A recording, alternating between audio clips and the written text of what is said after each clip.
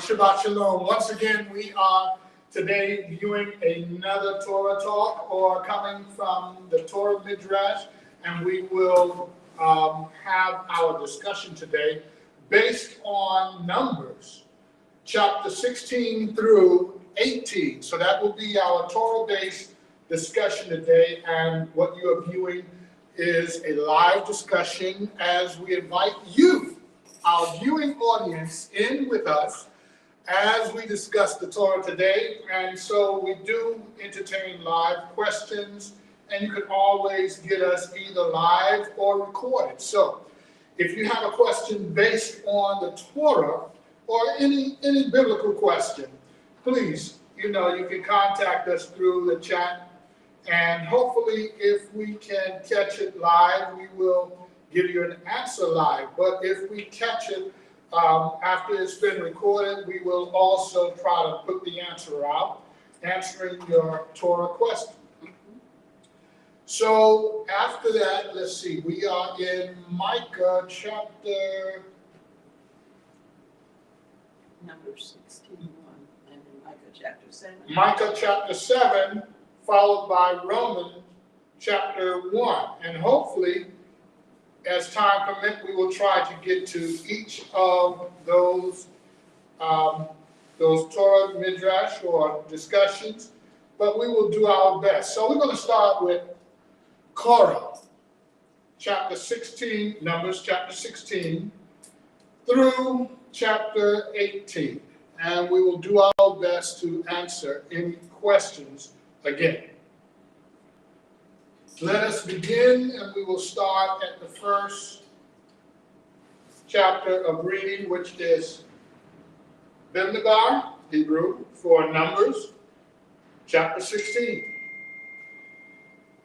And Korah, son of Yeshua, son of Kohath, son of Levi, took both Dathan and Abiram, the sons of Eliab, and On, son of Peleth, son of Reuben.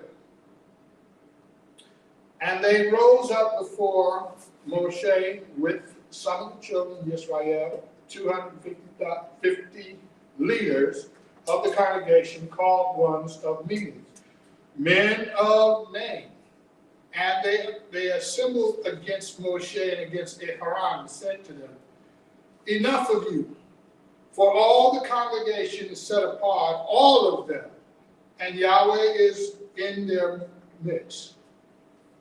Why then do you lift yourselves up before the assembly of Yahweh?"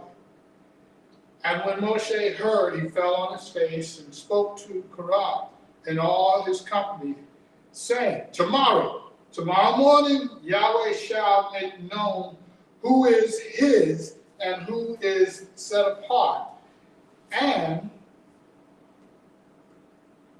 let me go back. And tomorrow morning shall make known to you, make known who is his and who is set apart, and bring him near to him, and let him bring near to him the one whom he chooses. Do this. Take fire holders, Korah, and all your company, and put incense in them before Yahweh tomorrow. And it shall be that the one whom Yahweh chooses is the set apart one, even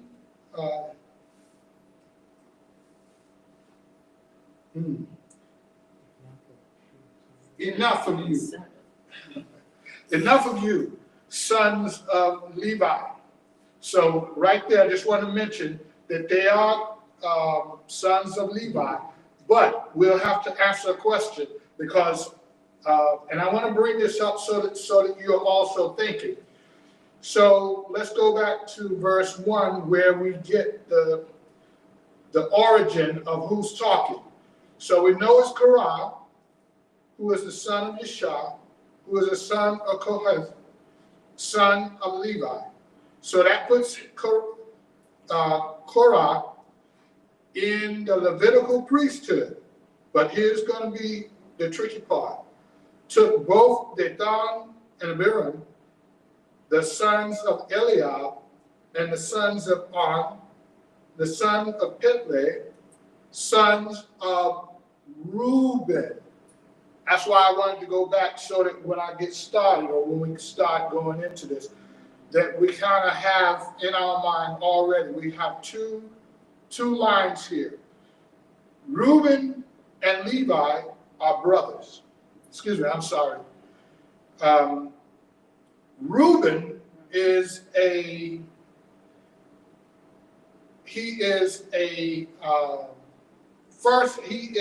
firstborn of Yaakov, whereas Reuben is not a firstborn, but he is a brother to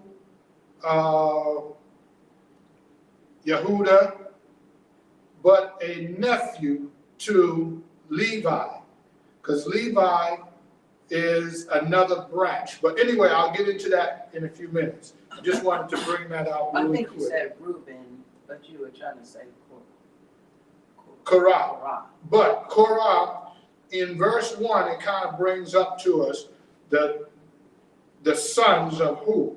So we have Korah, who is a Levite. He is according to the bloodline of Levi.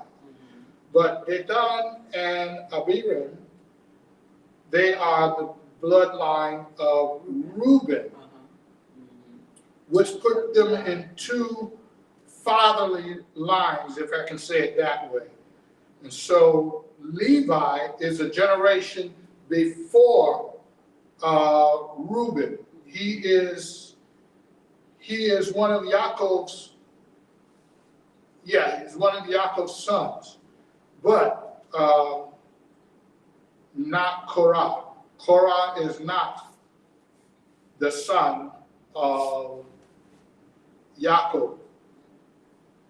Reuben is the firstborn of Yaakov, but we're talking about another generation when we talk about Levi, who was born one of the original sons of Yaakov.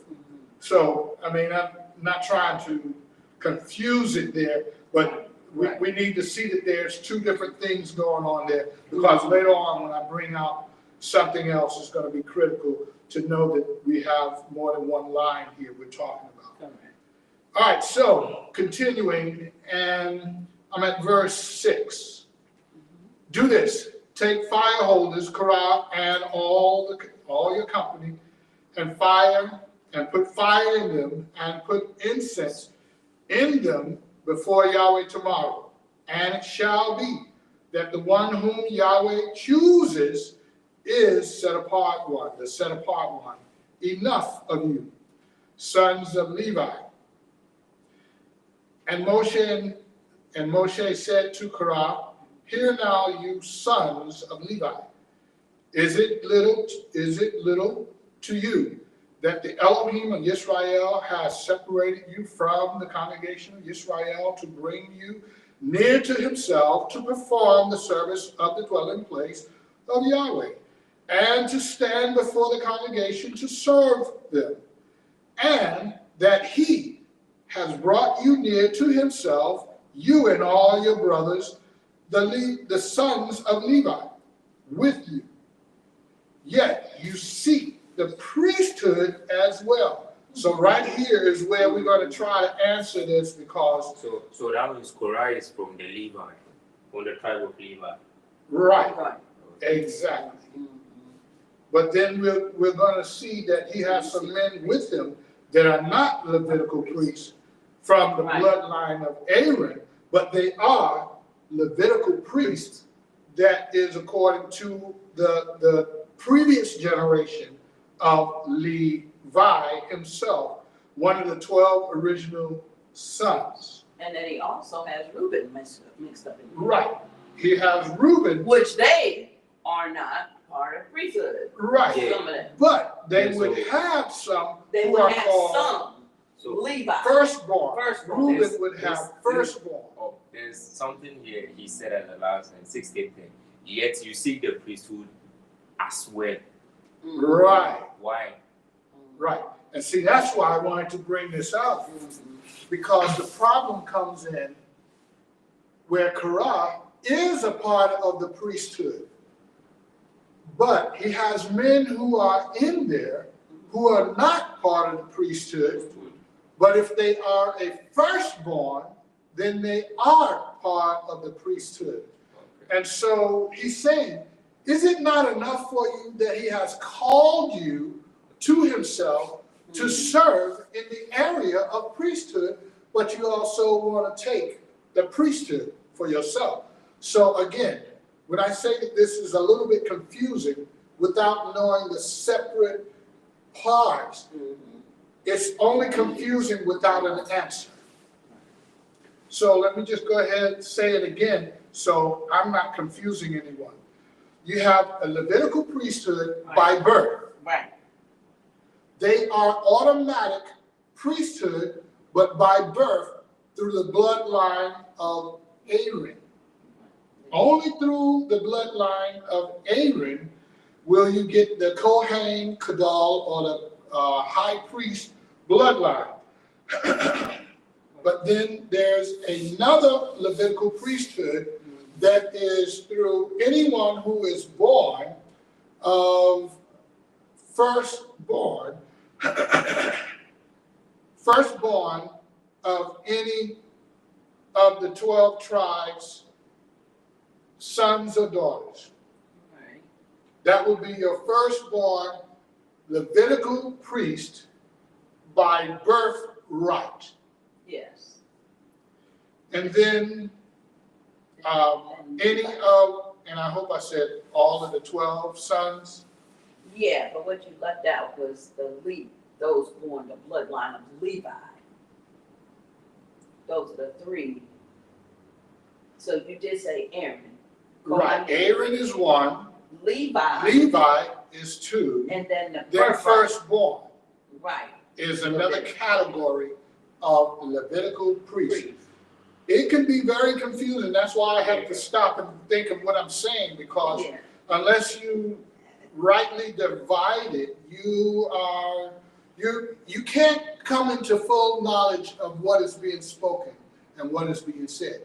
And like you said, when he brought up, yet you see in verse 10, and that he has brought you near to himself, you and all your brothers, the sons of Levi. That's one category, with you. Yet you seek the priesthood as well. But if you just leave it at you, who are the so I Levites. understand it to be something like the sons of Levi wanted to take the position of Aaron's children. Yeah, that's what it seems like. That's what it is. Yes, Yes. that's what it is. That's a good way to put it. Yeah. They want to take the position of Aaron's children. The high priest. Right.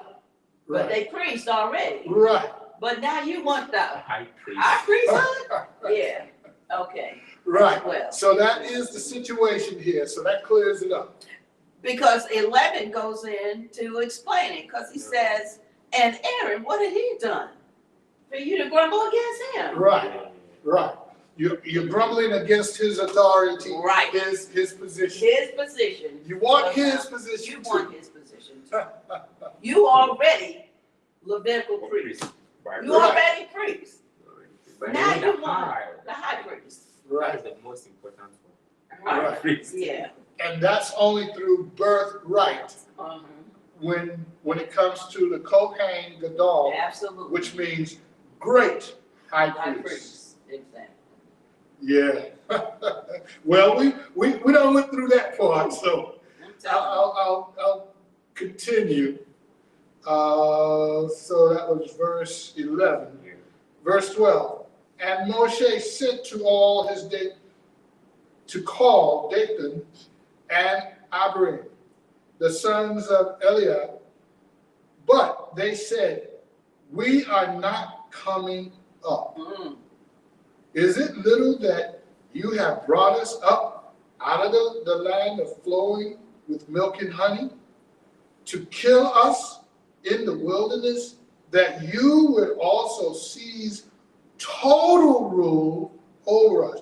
And see, there is coming up again is coming out more, that these two brothers, Dathan and Abiram, are of Reuben and not of the bloodline of Aaron, and bringing up charges, because these are charges. When he said, is it little that you have brought us up out of the land of flowing milk and honey to kill us in the wilderness? So this part, they are talking about Egypt too. Yes, Egypt. Yes. Yes. That you would also seize total rule over us. Also, you have not brought us into a land flowing with milk and honey, nor give us inheritance of fields and vineyards. Would you bore out the eyes of these men who are not coming? We are not coming. So, We are not coming. yeah. So they're mad that it's taken so long Right. for to get To get into the promised land, Right. you haven't You given haven't us done that. what you have already promised. But if you're grumbling against Moshe, Yahweh promised. you promising it, you grumbling against Yahweh. Yeah, Exactly. because he promised it. He's the one who promised Okay, this. he promised it. Yeah. Yeah, so they biting off more than they can chew. Because they think they're coming up against Moshe, but they're coming up against Yahweh. And this is a perfect example of that evil tongue, Lashon Hara, Yes. of what's going on right Yes. here. Because they have stirred up people Right. against They Moshe. stirred up the whole community. Exactly. Right. All right, continuing. Dysfunctional. Is that verse 15? Yeah. Verse 15. 15. And Moshe became very displeased and said to Yahweh, do not respect their offering. I have not taken one donkey from them, nor have I done harm to any of them. Then Moshe said to Korah, tomorrow you and all your company shall be there before Yahweh, you and they and Aaron, and take each one his fire holder, and you shall put incense in them. And let each one bring his fire holder before Yahweh, 250 fire holders. And you and Aharon, each one with his fire holder. So right there, Moshe is setting the terms. And he's telling them, tomorrow, you, all of your men, we're going to go before Yahweh. Each of you will take a fire holder representing your people. Planet, right. 18. So each one of them took fire holders and put fire in it and laid incense on it and stood at the door of the tent of appointment with Moshe and Aaron. So there are now 250 men gathered at the tent of meeting, the tabernacle, with Moshe and Aaron. 19. And Korah assembled all the congregation against them at the door of the tent of appointment. Then the esteem of Yahweh appeared to all the congregation, and Yahweh spoke to Moshe and to Aaron, saying, verse 21, separate yourselves from the midst of this congregation and let me consume them in a moment. But they fell on their faces and said, O Elohim of the spirits of all flesh, when one man sins, are you wroth with all the congregation? And Yahweh spoke to Moshe, saying, speak to the congregation, saying, move away from around the tent of Korah, Dathan, and Abiram. So that Moshe rose up and went to Dathan and Abiram, and the elders of Israel followed him. And he spoke to the congregation, saying, please turn away from the tent of the wrong men. Do not touch whatever belongs to them, lest you be consumed in all their sins. Then they moved away from around the tent of Korah, Dathan, and Abiram. And Dathan and Abiram came out and stood at the door of their tents with their wives and their sons and their little children. And Moshe said, by this you know that Yahweh has sent me to do all these works, and that they are not from my own heart. If they die, as all men do, or if they are visited, as all men are visited, then Yahweh has not sent me. But if Yahweh creates what is unheard of, and the earth opens its mouth and swallows them up with all that belongs to them, and they go down alive into Sheol, hell, then you shall know that these men have scorned Yahweh.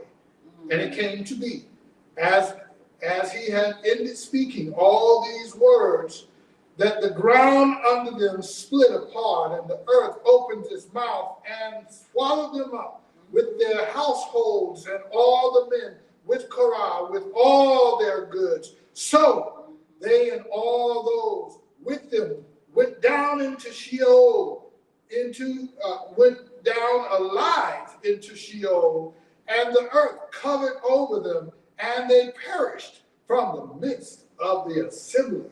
And all Israel who were round about them fled at their cry. For they said, lest the earth swallows us up. 35. And a fire came out from Yahweh and consumed the 250 men who were offering incense. And Yahweh spoke to Moshe, saying, say to Eleazar, son of Aharon, the priest, to pick up the fire holders out of the blaze, for they are set apart, and scatter the fire some distance away.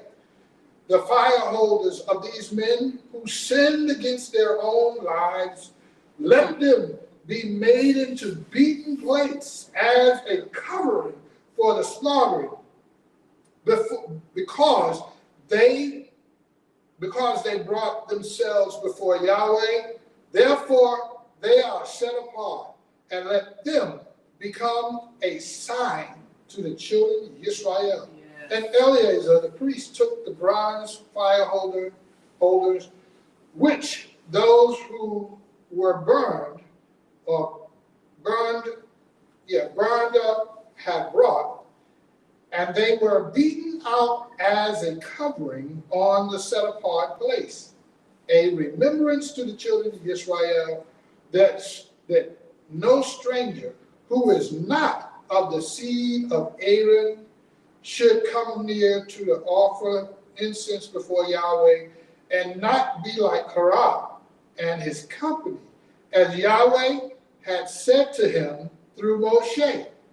But all the congregation of the children of Israel grumbled against Moshe and against Aharon on the next day, saying, you have killed the people of Yahweh. And came to be, when the congregation assembled against Moshe and against Aharon, that they turned toward the tent of appointment, and see, the cloud covered it, and the esteem of Yahweh appeared. And Moshe and Aharon came before the tent of appointment, and Yahweh spoke to Moshe, saying, arise from amidst this congregation, and let me consume them in a moment. And they fell on their faces. So Moshe said to Aharon, take the fire holders and put fire in it from the slaughter place, and lay incense on, and go, hurry to the congregation, and make atonement for them, for the wrath has gone out from Yahweh, the plague has begun. And Aharon took it as Moshe commanded, and ran into the midst of the assembly, and saw that the plague had begun among the people. And he laid on this incense and made atonement for people, and stood before the dead and the living, and the plague was stopped. And those who died in the plague were 14,700 besides those who died on account of Korah.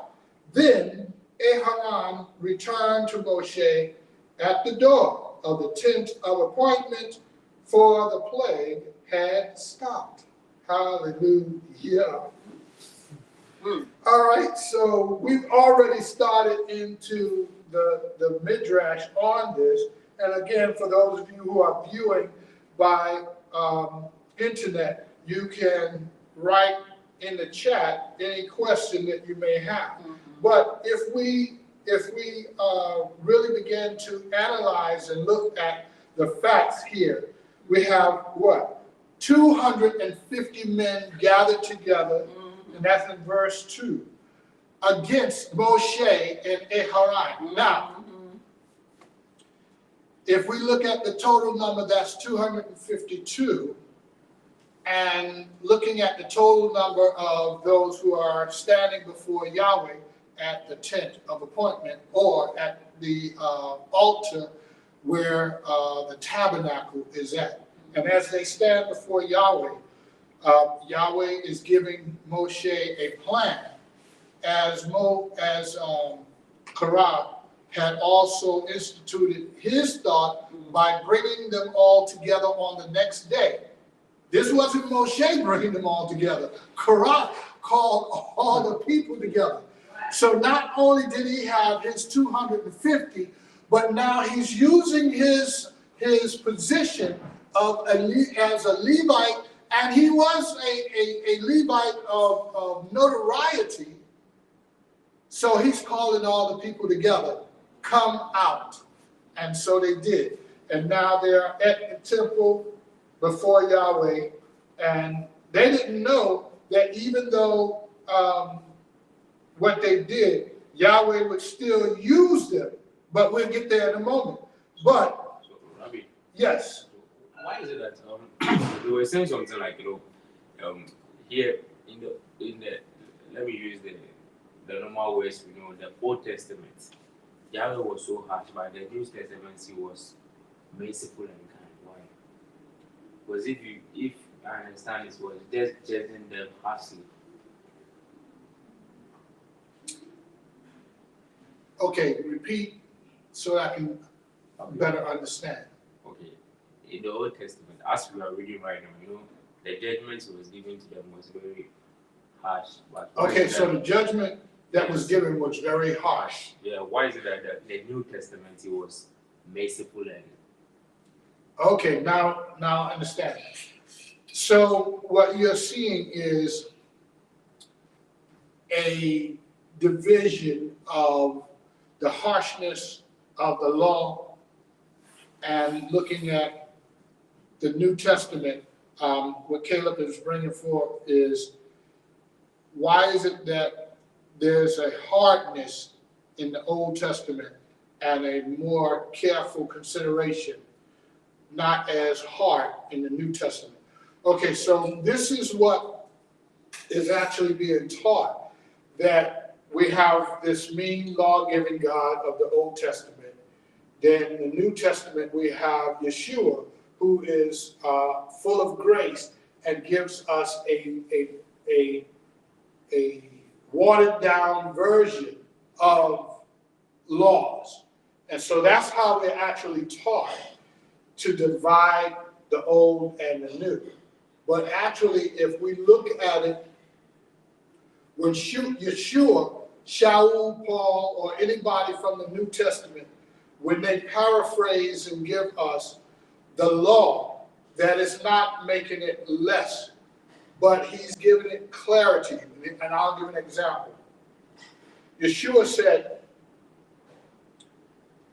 the Brit, or the Tanakh tells us, if a man sins by adultery, that he should be killed. So that's the heart. That's the hardness of it. But then Yeshua said, but I say to you that if a man even lust after a woman in his heart, it is as though he did it.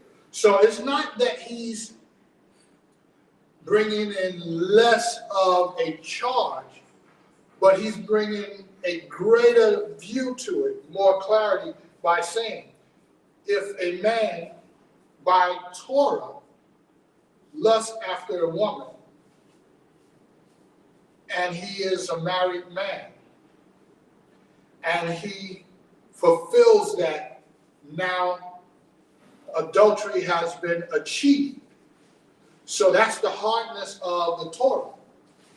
So here's the greater part. He didn't leave it at just doing it. Let me stay there for a second so that that's clear.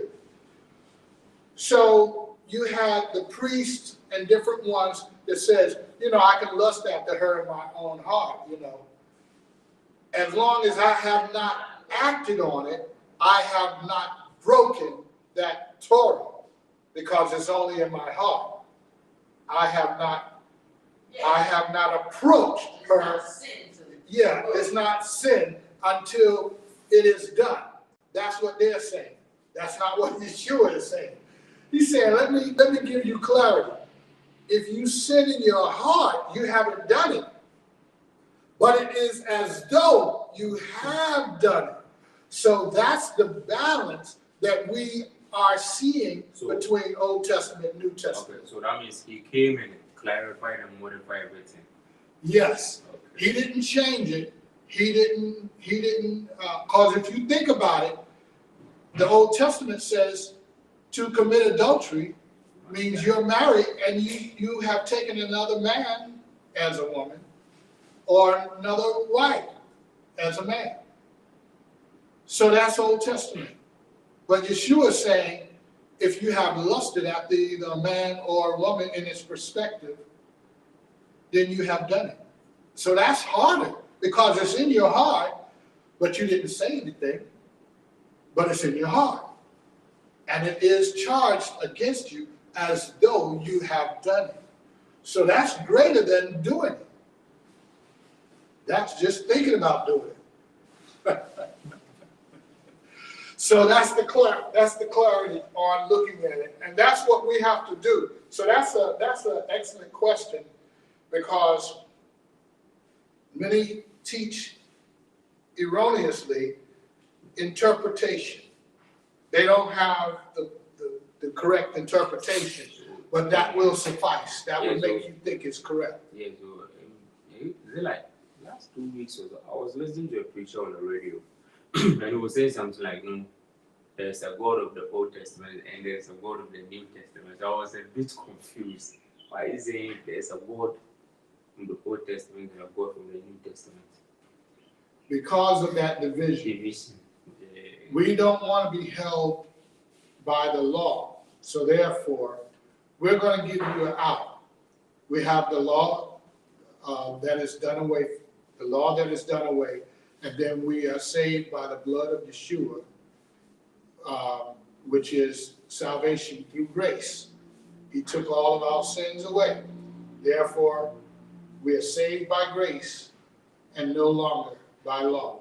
And that's pretty much what that minister was saying, which is definitely wrong. All right, so I think I did finish. Yeah, you did finish. 16. And let's see, what else do I want to bring out? So, as I was saying, they were bringing Moshe and Aaron up on charges. Verse 13 says, you have not brought us into the land of milk and honey. Did you bring us out into the wilderness to kill us, and for those who remain alive to seize total rulership over us? And so now Moshe is bringing up a direction.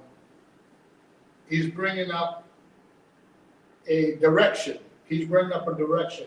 Okay, let's do this, and we're going to see whom Yahweh chooses. Because right now they are opposing Moshe and Aaron. So he says, take up the fire holders. And actually it's Yahweh who is telling them to do this. So let me go back to verse 13. Then Moshe, 16, I'm sorry. Numbers chapter 16, verse 16. Then Moshe said to Korah, tomorrow you and your company shall be there before Yahweh, you and they and Aaron. Take your fire holders, put incense in, light them with fire. 18. Each one took fire holders, and he brought it. 19. Korah and all of his and Korah assembled all the congregation. So not just his own people. Verse 19. He called all the congregation together, and they assembled. Then, here it is, 19. Then the esteem of Yahweh appeared to all the congregation, and Yahweh spoke to Moshe. So even though Korah called them together, look, Yahweh still Yahweh spoke. showed up. He showed up and spoke to Moshe, not to Korah. Because let me read that in verse 19 again, because I don't want to confuse the parts. So I will indicate the parts. And Korah assembled all the congregation against them at the door of the tent of appointment. So Korah is there. All of the tribes are there. Now watch this, the next part. Then the esteem of Yahweh appeared to all the congregation. So he came before all the congregation and Korah, and Yahweh spoke to Moshe and to Aaron, saying. So when he came before them, he spoke to Aaron and Moshe, not to Korah. Here's the instructions. Separate yourselves from the midst of this congregation and let me consume them in a moment. So they're all gathered there, and guess what? Yahweh's saying, I'm getting ready to consume all of them. Now, can you imagine how they're looking at Korah? You done called us out here. Now Yahweh get ready to kill us all. Wow. Yes, I would be very angry as well. 22. But they fell on their faces and said, O Elohim, O Elohim of all spirits, of all flesh, when one man sins, are you wroth with all the congregation? So this is Moshe and Aaron, because they knew what to do. And Yahweh spoke to Moshe, saying, speak to congregation. So now he's turning his attention back to the congregation, but through Moshe. He is my mouthpiece. Saying, move away from around the tents of Korah, Dathan, and Abiram. So Moshe rose up and went to Dathan and Abiram. And the elders of Israel followed him. And he spoke to the congregation, saying, please turn away from the tents of these wrong men. Do not touch whatever belongs to them, lest you be consumed in all their sin. So this is Moshe now giving the congregation and the heads of Israel instructions. This is how you're going to survive, and this is how you're going to live. Verse 27. Then they moved away from around the tents of Korah, Dathan, Abiram, and Dathan and Abiram came out and stood at the door of their tents with their wives, their sons, and their little ones. And Moshe said, by this you know that Yahweh has sent me to do all these works, that they are not from my own heart. So this is not coming from me. This is coming from Yahweh. Don't stand near their tents. So can you imagine how they are separating now from around these men, Dathan, Abiram, and Korah? They're moving away from them. If they die as all men do, then Yahweh has not chose me. But if they go down into the earth, something that has not been heard of, then you know Yahweh has sent me. So this is what happened. And so Yahweh, he began to open the earth. And as soon as Moshe finished talking, the earth opened and they went down alive. So they didn't have time to prepare themselves to even get away from their own tents if they wanted to. But notice that they had their whole families with them, their wives and their children. And, well, not really all of their families, because some of them later will say, our fathers died in their own sin, not from the sin of Korah. So can we, and these are the daughters of Zelophehad. Our fathers died in their own sin, 5 daughters. And this is how they will get land, because Yahweh will give them land.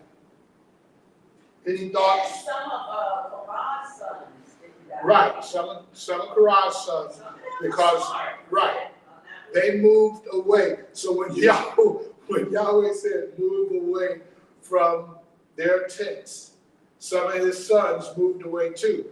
But, you know, the little ones and the wives stayed there, like it read. And so they went down with their husbands.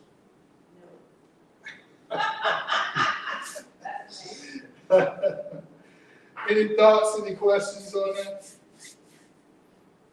Just, I did have one thing that I was looking at in, not 27,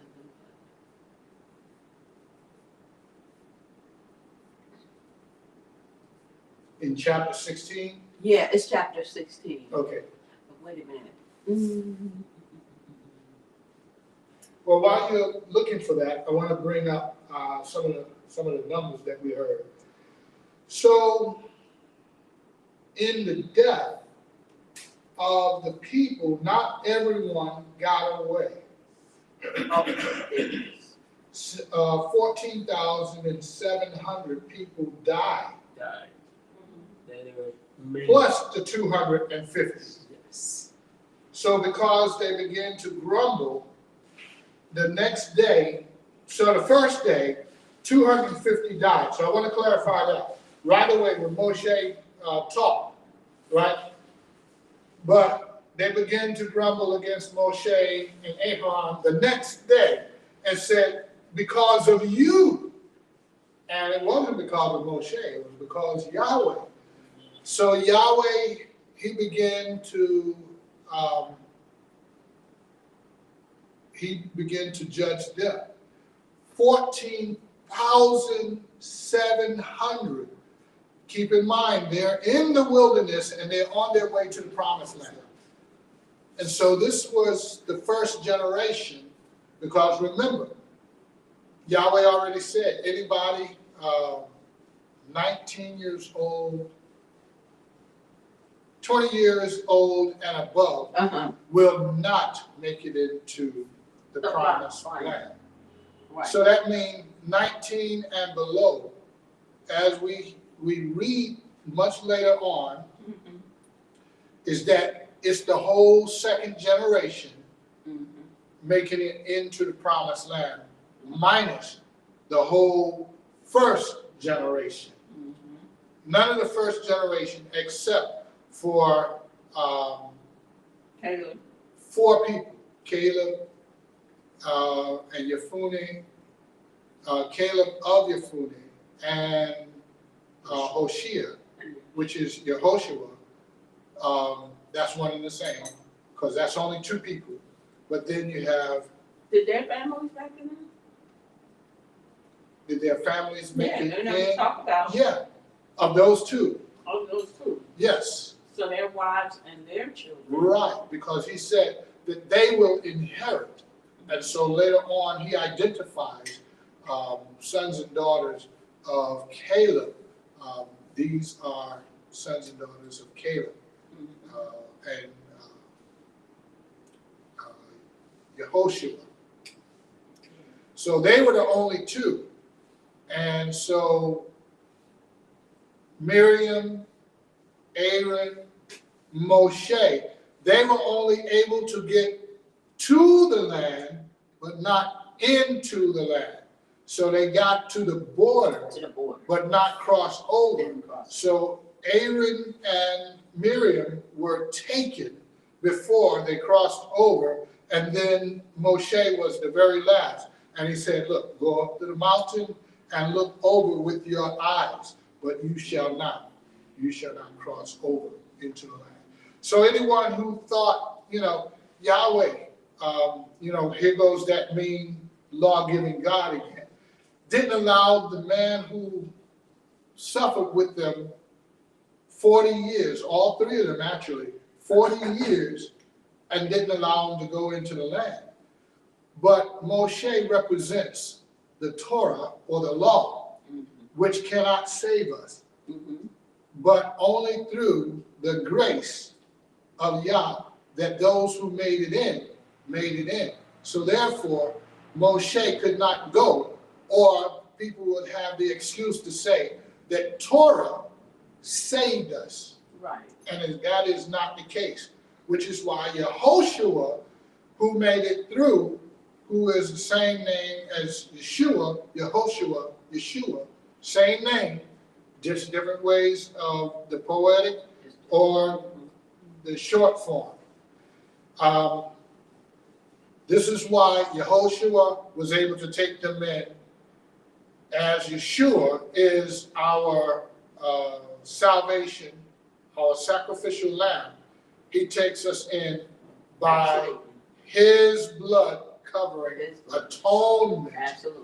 And not through the Torah, because it cannot, again, save us. And when people think, well, then why do you do the Torah if it's not the Torah that saves you? But there is a set apart walk where we are supposed to be visible as the people of Elohim. And that set apart walk is what gives us that visibility concerning that. And it's the Torah really is when the Psalms say that the Torah is a lamp to my feet and a light to my pathway. It does govern you through life to have a healthy life. And that's our choice on whether we walk it out and be obedient to the Most High. So you can be obedient, you can be disobedient and still be in the house of Israel and be disobedient all day long. But do you want to be a child of disobedience and you claim to be of the kingdom of the Most High? Who wants that? So you have to decide whether you want to be obedient to the Most High and do what he has called us to do. But I wanted to bring out Numbers 16 and 38, when he tells them, the fire holders of these men who sinned against their own lives. That part right there. They sinned against their own lives. Because they were the ones that ended up getting killed. He didn't kill anybody else because of what they did. So they sinned against themselves. Just like the young man you were telling us about. He sinned against himself. So he deserved that beating because he sinned against himself. Because where there is an action, and this is what I love about the Torah, that it is completely about physics. Where there is an action, there is a reaction. That is the way of the universe. You can't do something and think there's not going to be repercussion. We tell our children all the time, well, we were raising our children, and that parents will say, if you do a deed, there is going to be punishment. Either you're going to get punishment or you're going to get a reward. One of the two, you make the decision. So it's the same thing when the Most High is not governing over a dysfunctional kingdom, but he governs over a kingdom that is run by laws, right rulings, charges, what is good so that we can live prosperous in the land, so that we can live prosperous in the earth. That's what it's about. So people tend to get those things up. Well, if Yeshua didn't, if we're saved by the blood of Messiah, then I don't need to do that. See, that's the fallacy that's going around in the church system that's been taught. But that the blood of Jesus or the blood of Yeshua, covers me, so now I don't have to do anything. No, it covers you just like the stop sign out there. The stop sign out there is to do what? It's to help us to live. So when cars come up, they will stop and then wait for the other cars to come and then go. That's for life. That's so that you can live and not be banging into each other, running into each other, having car accidents all day long. But, so that's what the Torah is. The stop sign. Right. The yield sign. The warning sign. The informational, instructional sign. So-and-so, this way. Akra, this way. Takrati, that way. That you want to get rid of your information sign? So you want to get rid of your information sign, your instructional signs. And now even when we went into Aquarius last time, where we see that they're starting to do more instructional signs to show people directional signs, to show people which way to go here. How do you get to this arrow this way, arrow that way. And it's so that you can be safe and you can live. It's just about living a functional life. But when you, these guys, they just decided they wanted to take on somebody else's job. Yeah, but Roberts, there's a man who usually come and pray, like come and preach in the information center. You know, I say something like, if there's no mistake in the Old Testament, there wouldn't be a New Testament. No. The problem is the last time I was even angry, I was at home and I was angry. It's crazy. Because the New Testament only came to give the life and the times of Messiah. I was even explaining to the certain woman that like, no, even the New Testament, they normally even give reference to the Old Testament. Absolutely. So why is saying if there is a mistake if he said so Yahweh made a mistake. That's why he brought the New Testament for clarification. So now our perfect Elohim is now making mistakes. Yes, but I saw him from a point of view like it's like, when he was about to conclude, he said something like Church of Christ. Oh yeah, they are straight up New Testament. And I stopped fighting with him because I know where he's coming from. Church of Christ, they don't believe in reading any of the original covenant. And that's why they're so messed up. But, you can't, the original covenant, and that's another thing people don't realize, is that Yeshua didn't have to go over things that was already written in the law and the Torah of Yahweh, because they were already settled as traditions and the culture of the people of Yahweh, of the Hebrews. So he didn't have to tell people, go to Shabbat, now go to Shabbat. He didn't have to do that. Caleb, let's bring Ravis in because I'm in. Yeah, she's in. I'm in. I see just your head when you move. No, that's Caleb. I'm here. I'm the one. Oh, that's you. Yes. Okay. That's Robert's drinking. Yes. Right here. So then you're out. We need to bring you in because when you start talking, people trying to see who's talking. So, and how you do that is bring it down just a little bit. Just push the top part. Yeah, because it's on a phone. Well, see, go down a little bit. never mind. I got it. Because it's very strange.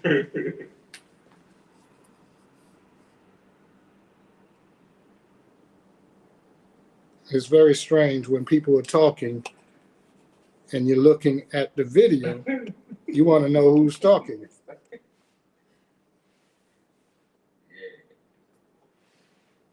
Yeah, I mean,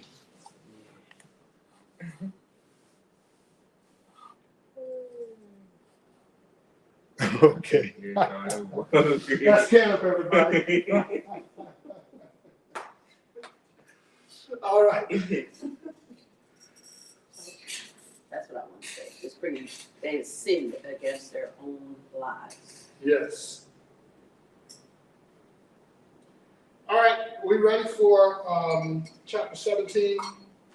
I know that was kind of big introduction in today's Torah, but that's the way the Torah goes.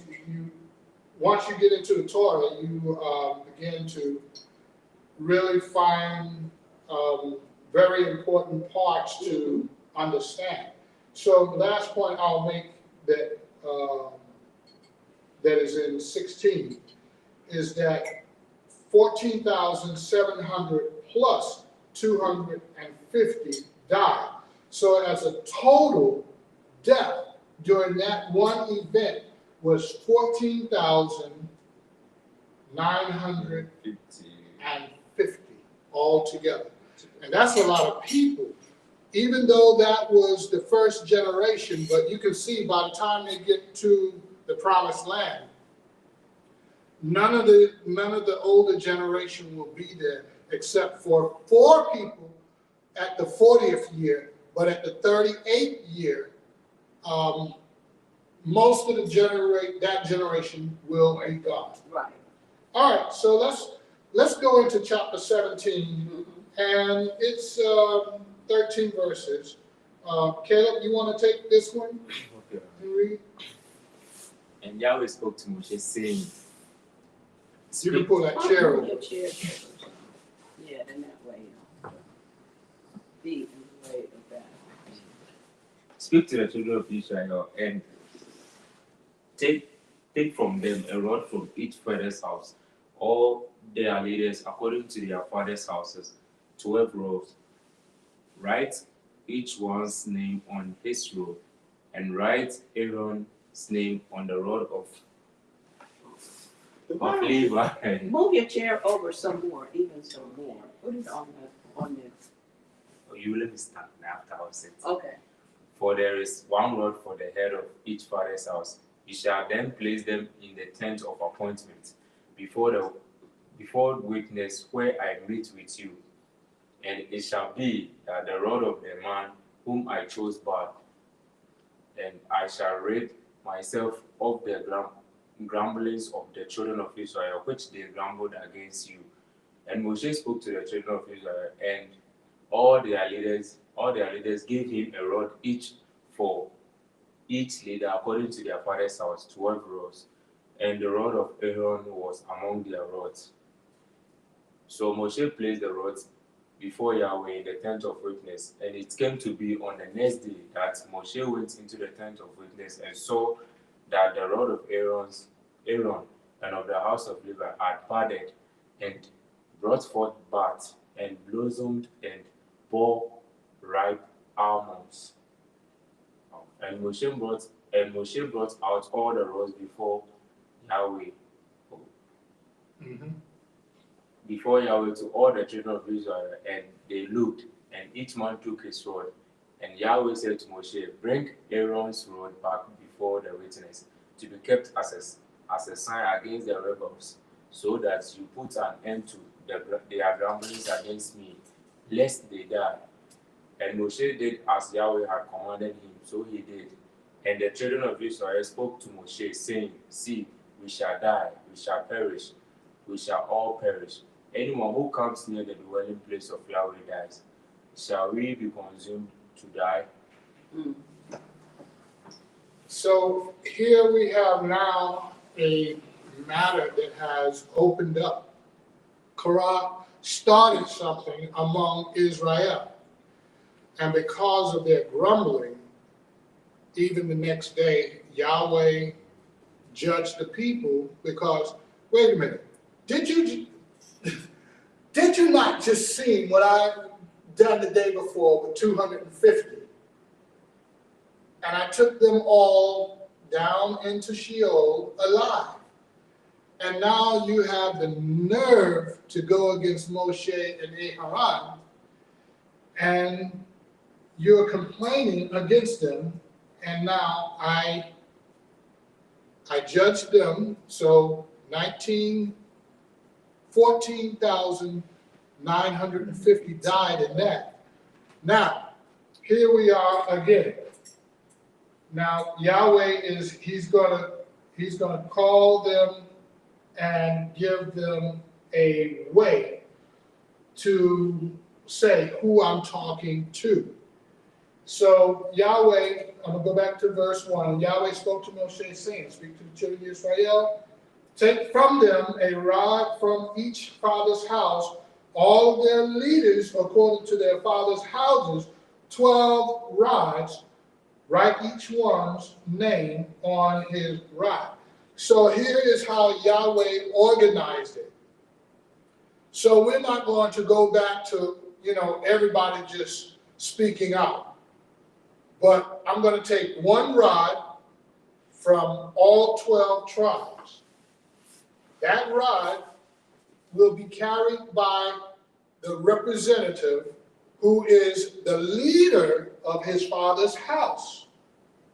And that leader of his father's house will represent his whole tribe, the whole tribe of Reuben, whole tribe of Gad, the whole tribe of Zebulun, Naphtali.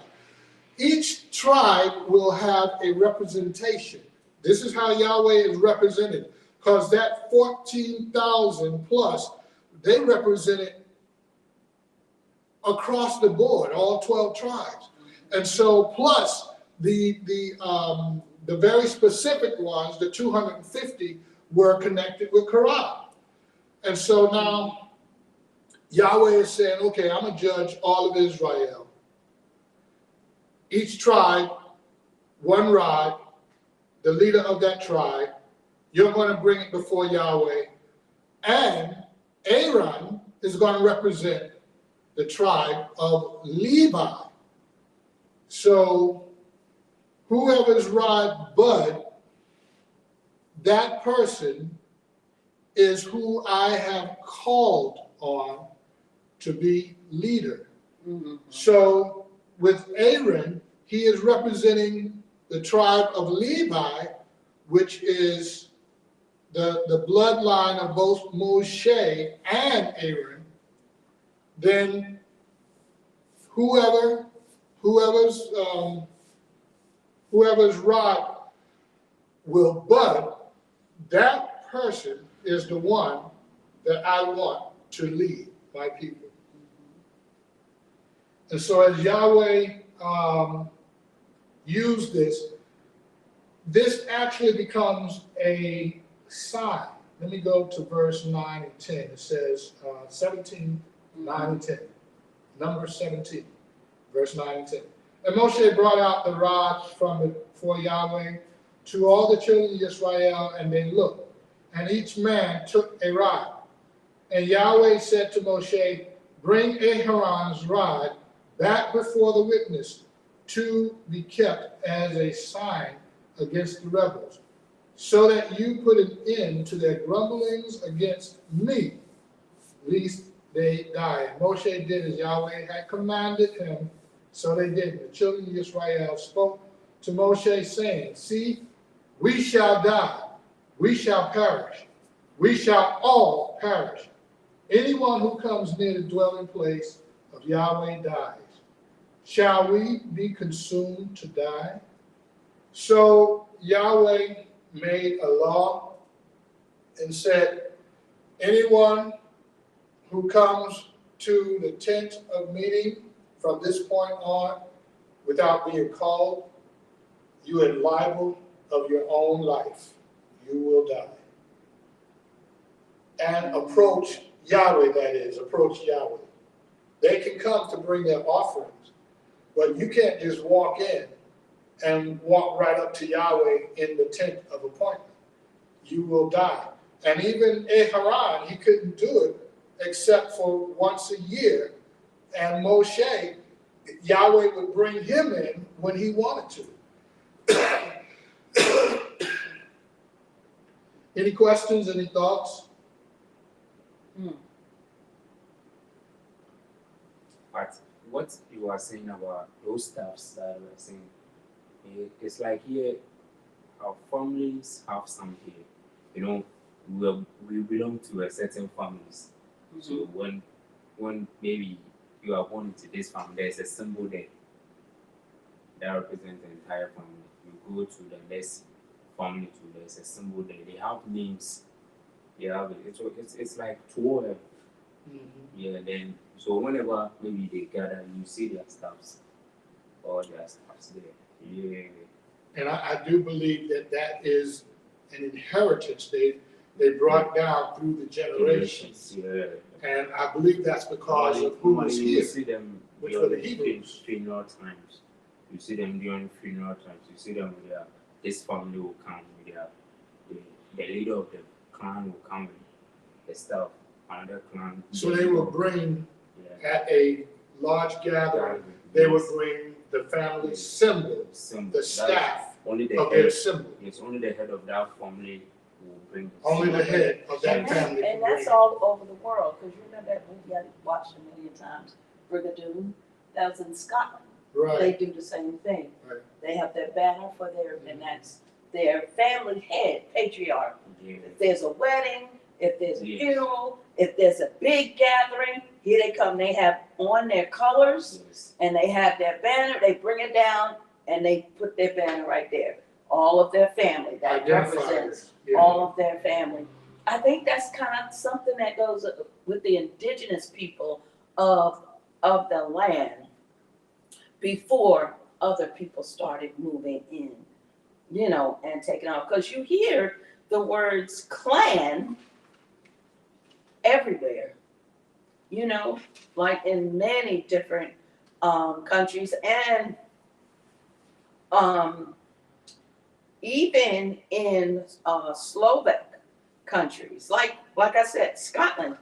Scotland is one of those countries that's, you know, Yeah, over in Europe, but they're white. Yeah, but it says Scott means black. Hmm. I heard it says Scott means black. Something I was taught in university, it says Scott. The word Scott means black. Scott means black. Black. Interesting. Yeah, It is. It is. Yeah, so because we know we've got families, clans in places like India that are black, indigenous people, Australia. And when you hear about they those different were cultural things. Australians were the Aborigines. Mhm. The Aborigines. Aborigines. They were Yeah. the Aborigines, yeah, right, They were also right. blacks. Right. Yeah. So that's why I say you can't say that white people are not of the house of Israel. And I mean, I hear people saying that and people believe that, but then that would make null and void the promise that Father Yah gave to Abraham, that all nations of the earth were going to be blessed. Israel went into all nations of the earth, and it only takes about 4 generations for a person to change skin color. That's all it takes. And it's very easy for a person, I always say this, a person could have put on a slave ship, taken to the Americas, and after 4 generations, that person, people white, because of the whole slave trade and master-slave relationship. All she had to do, and many people don't realize that this is a possibility. So we cannot just throw some people under the bus and say, oh, they're definitely not. But the bottom line, if they are walking in accordance to the Torah, if they are living the life and proclaiming to be of the house of Israel, we just can't say that they're not. Exactly. We have to, because there's definite things that are being done all over the world.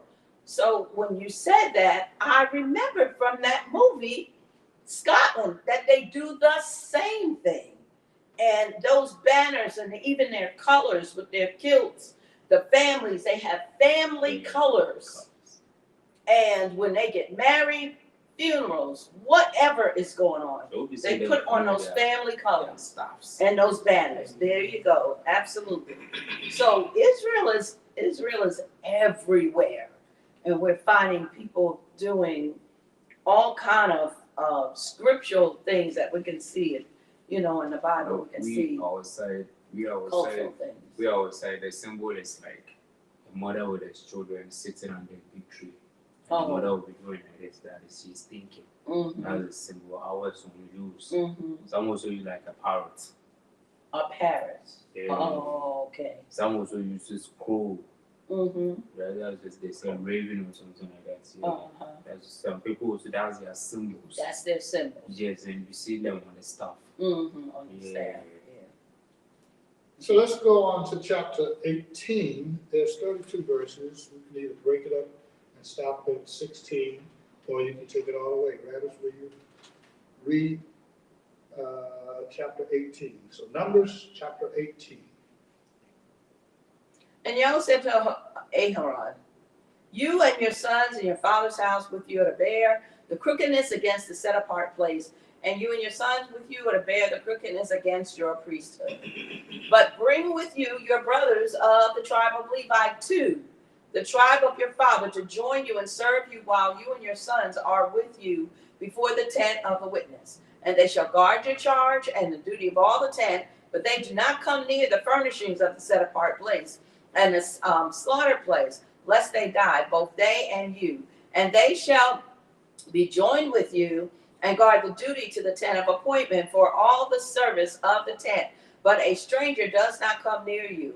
And you shall guard the duty of the set apart place and the duty of the slaughter place, so that there be no more wrath in the children of Israel.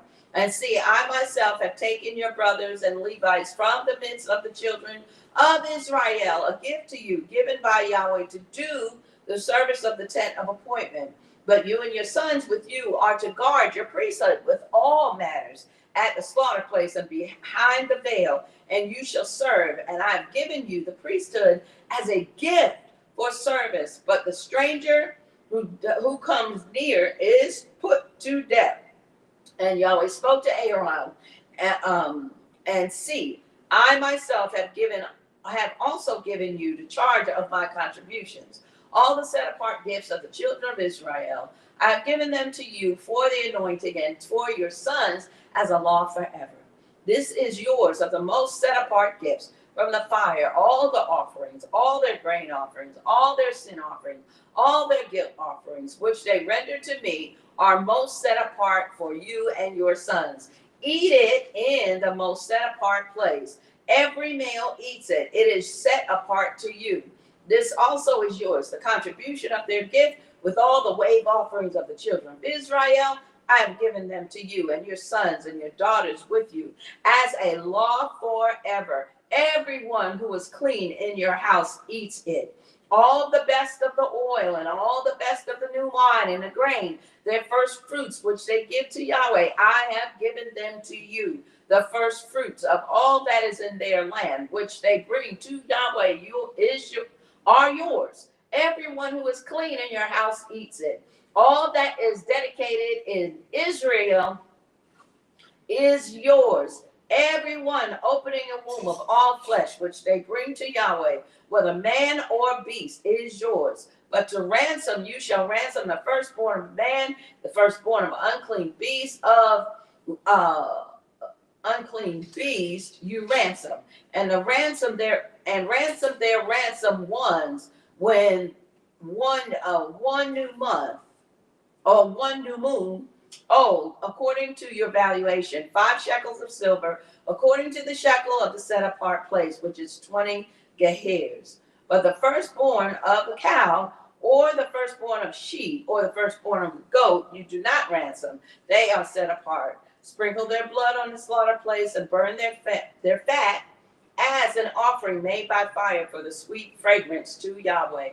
And their flesh is yours, as the wave breast and as the right thigh is yours. And the contribution of the set apart gifts which the children of Israel present to Yahweh, I have given to you and your sons and your daughters with you as a law forever. It is a covenant of salt forever before Yahweh, with you and your seed with you.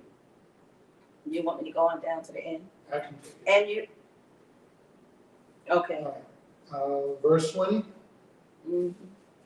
And Yahweh said to Abraham, you are not to have an inheritance in their land, nor have any portion in their midst. I am your portion and your inheritance among the children of Israel.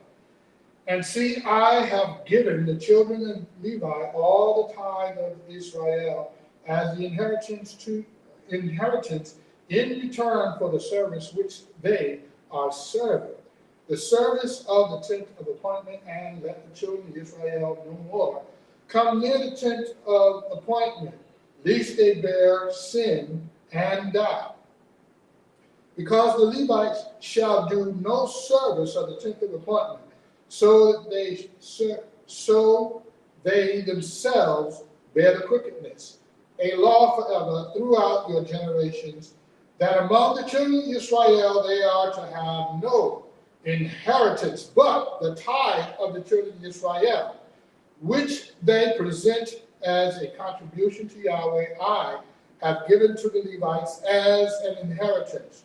That is why I have said to them, among the children of Israel they have no inheritance. And Yahweh spoke to Moshe, saying, speak to the Levites and say to them, when you have taken from the children of Israel the tithe which I have given you from them as your inheritance, then you shall present a contribution of it to Yahweh, a tenth of the tithe.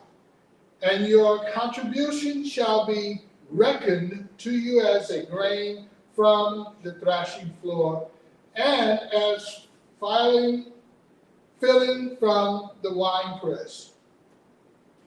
Thus you also present a contribution unto Yahweh from all the tithe which you receive from the children of Israel, and you shall give from it the contribution to Yahweh to Aharon the priest. From all your gifts you present every contribution due to Yahweh, from all the best of them, the set apart of them. And you shall say to them, when you have presented the best of it, then the rest shall be reckoned to the Levites as the rest to the Levites as the yield of the threshing floor, and as the yield of the winepress. And you shall eat it in any place, you and your household. For it is yours, your reward, for your service in the tent of appointment, and bear no sin because of it when you have presented the best of it, and do not profane the set apart gifts of the children of Israel, lest you die.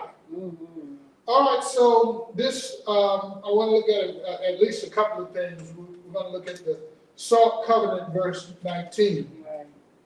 But before that, we will recognize how Yahweh has divided out the portion of contribution to the Levites, the portion.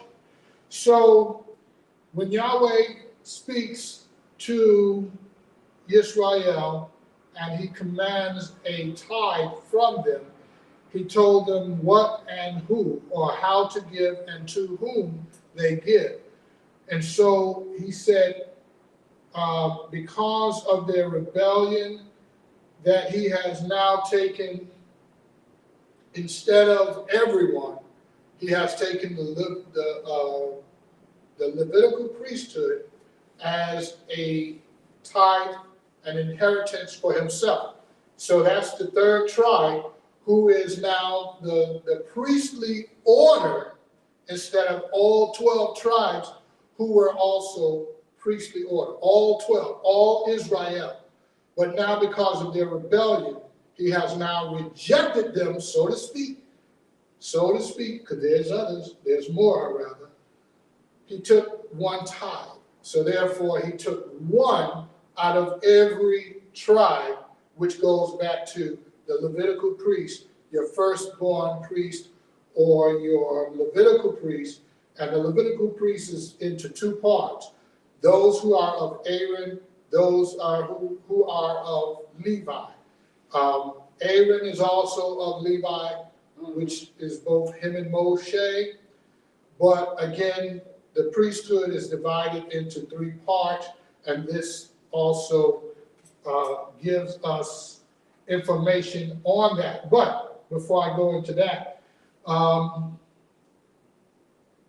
verse 6, 18:6 says, and see, I myself have taken your brothers, the Levites, from amidst the children of Israel, a gift to you, given by Yahweh, to do the service of the tent of appointment. So let me explain that. Verse 7, but you and your sons with you are to guard your priesthood for all matters at the slaughter place and behind the veil. And you shall serve.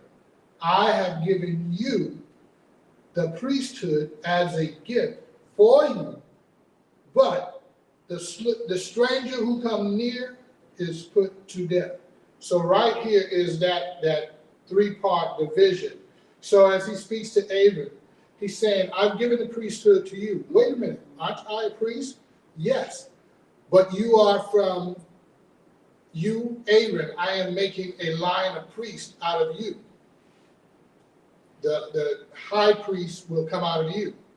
And so now I have given the Levitical priest as a gift, and they will serve through the temple of worship, and they will have their duties, which are to carry as a burden, to carry all the furnishings, but they cannot look at it. That will be for the sons of Aaron.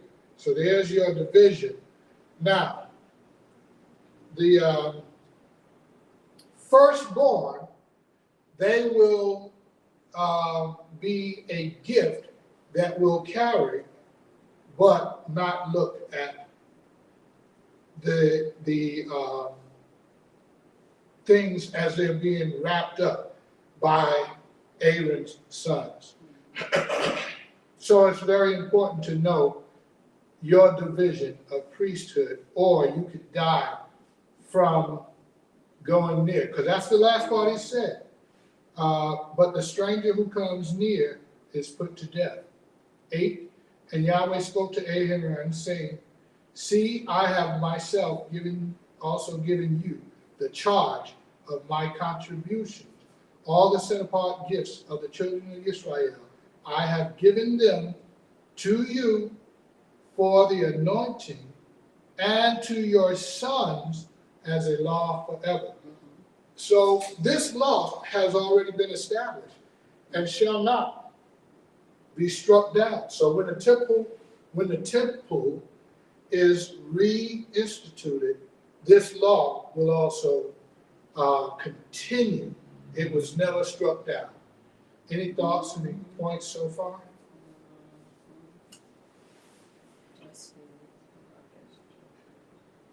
see. 11 says, this also is yours, the contribution of their gifts, with all the wave offering of the children of Israel. I have given them to you and your sons, your daughters with you, as a law forever. Everyone who is clean in your house eats of it. So right there, Yahweh has given full provision to both the son and daughter. You can't just say only the sons of Yahweh, because it says both sons and daughters. Let me read it again. I have given, and I'm verse 11, chapter 17, Numbers chapter 17, verse 11, and I'm starting in the middle of it. I have given them to you, the contributions, and your sons and your daughters with you as a law forever. Everyone who is clean in your house eats of it. So he has given to the house of the Levite full provision. Well, he didn't call the wife. Does he really need to call the wife if he calls the son and the daughter and the father? Because if he calls the husband, he's If calling he the wife. exactly. But he's making that distinction because there will be someone who says, look, Oh, he my didn't wife, you call don't the get to take wife. part in it. So the family does not get to take part in the provision. It's only for the priest. He gets provided for. Well, let's just not go there. No, because it doesn't make sense. Exactly. So you eat and your family doesn't eat? So your sons, your daughters, Right. and you will eat. Everybody. And your wife don't get to eat. That's right. Really? Okay, that They don't make all sense. get to eat, as long as they're not unclean. Exactly. From these contributions, these offerings, you know. And another verse, I was looking just quickly to see if I could spot it quickly. It says, your household. Oh, wait a minute. It says it's right there. Everyone who is clean in your house, that includes the wife, eats it. Everyone's So it doesn't leave no one out of the priestly order, out of his house. out of eating and taking part in the Right. offering. Right. Because that's the thing. That's how they eat. Right. That is their provision. That's how the priests eat their food. People bring their sacrifices, and the meat is just not completely burned up, but it's cooked. And then the priests eat of the meat once the sacrifice is done. The people's sins have been forgiven, sacrifice is done, and they get to have, they eat that's what they eat. That's what the Levites eat, Right. the priests. Right. So yeah, it's for their whole house. But yeah, the father wouldn't eat and the children and wives not eat. That's Right. the same thing with just the fathers going to the feast and the Exactly. wife and children stay at home. Why would you Great do point. that? Why? Exactly. That's a whole family vacation. That's what it is. That's what it is. So verse 19 is another topic, and we can go into Micah from there. Numbers chapter 18, verse 19. All the contributions of the set apart gifts which the children of Israel present to Yahweh, I have given to you and your sons and daughters with you as a law forever. It is a salt covenant, or a covenant of salt forever before Yahweh with you and with your seed, or your seed with you. And Yahweh said to Aharon, you are not to have an inheritance in their land, nor have any portion in their midst. I am your portion and your inheritance among the children of Israel. And see, I have given the children of Israel, children of Levi, all the tithe in Israel as an inheritance in return for the service There you go. which they are serving, the service of the tent of appointment. That's their paycheck. That is exactly. That's their paycheck. That's their provision. Right. So he works as a servant of the kingdom, and Yahweh then takes the tithing and gives it to the priest. Now, there's another scripture later on that tells the priest what he is to do.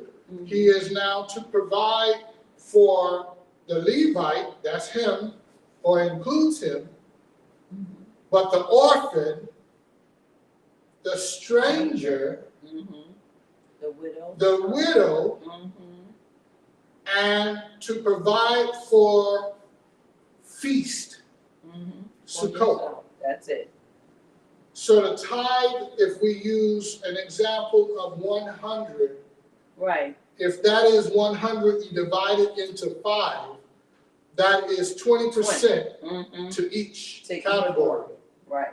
And so the tithe is supposed to provide for when the widow, her husband, who is her provider, dies and she has no provision.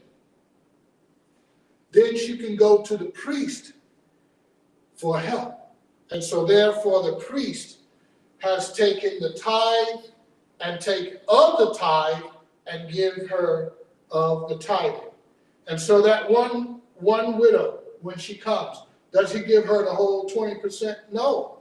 This is a category of which we can take funds from to help any widow or widower.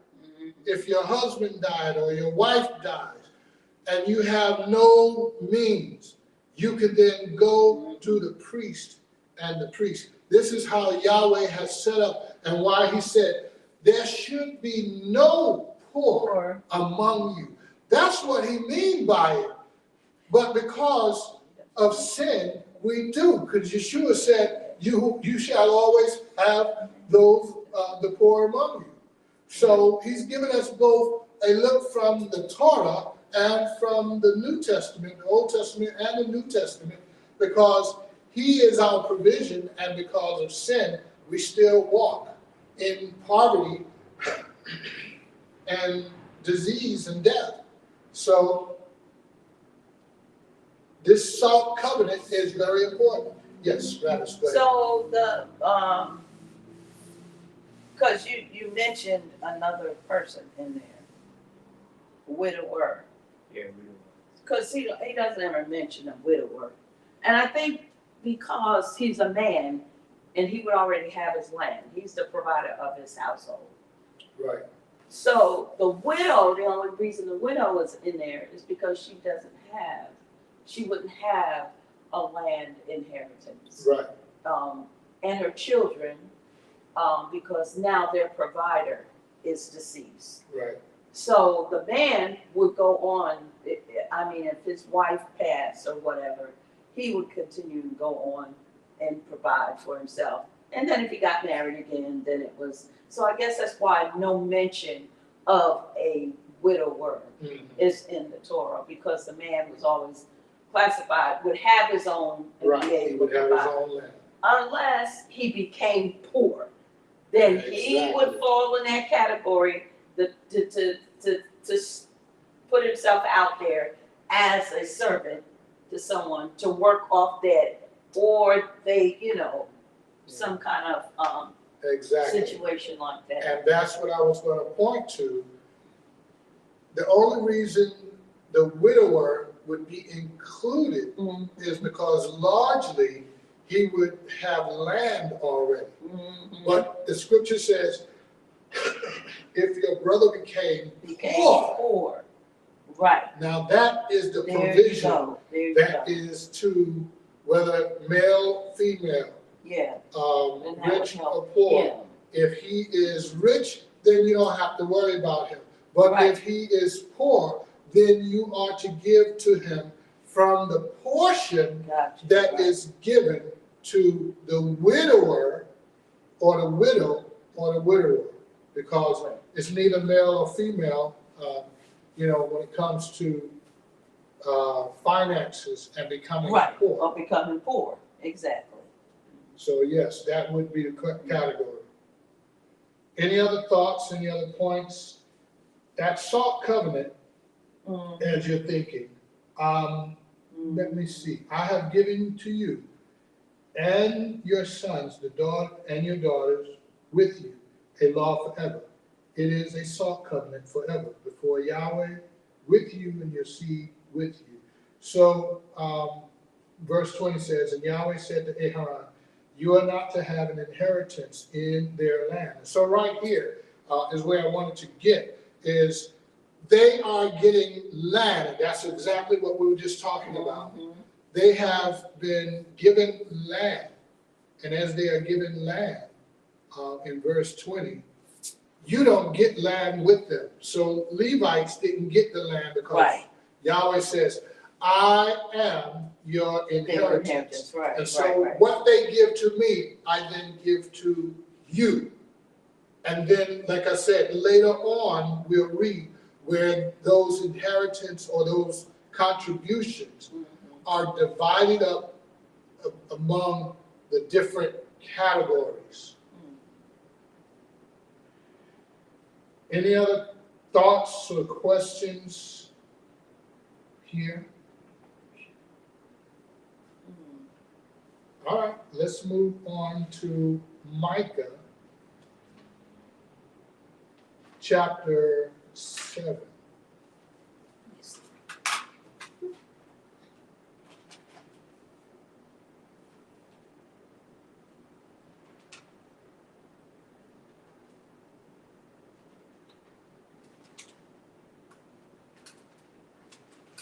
Yeah, that's the last chapter.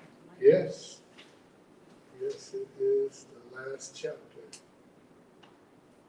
Then we move into another book.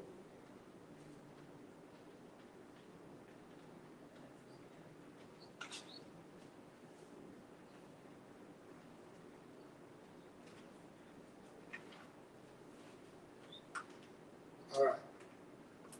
Micah chapter 7, verse 1. Woe to me, for I am as a gathering. Yes. Woe to me, for I am as gatherings of the summer fruit. As gleanings of the great harvest, there is no cluster to eat. My being has desired the first ripe fruit, the lovingly committed one has perished from the earth, and there is no one straight among men. All of them lie in wait for blood. Everyone hunts his brother with a net. Both hands are on the evil, to do it well. The prince asks for gifts. The judges seek a bride, and the great men seek the desire of his being, and they weave it together. The best of them is a prickly plant. The most straight is sharper than a thorn hedge. The day of your watchmen and your punishment has come. Now is their confusion. Trust no friend. Rely on no compassion. Guard the door of your mouth from her who lies in your bosom.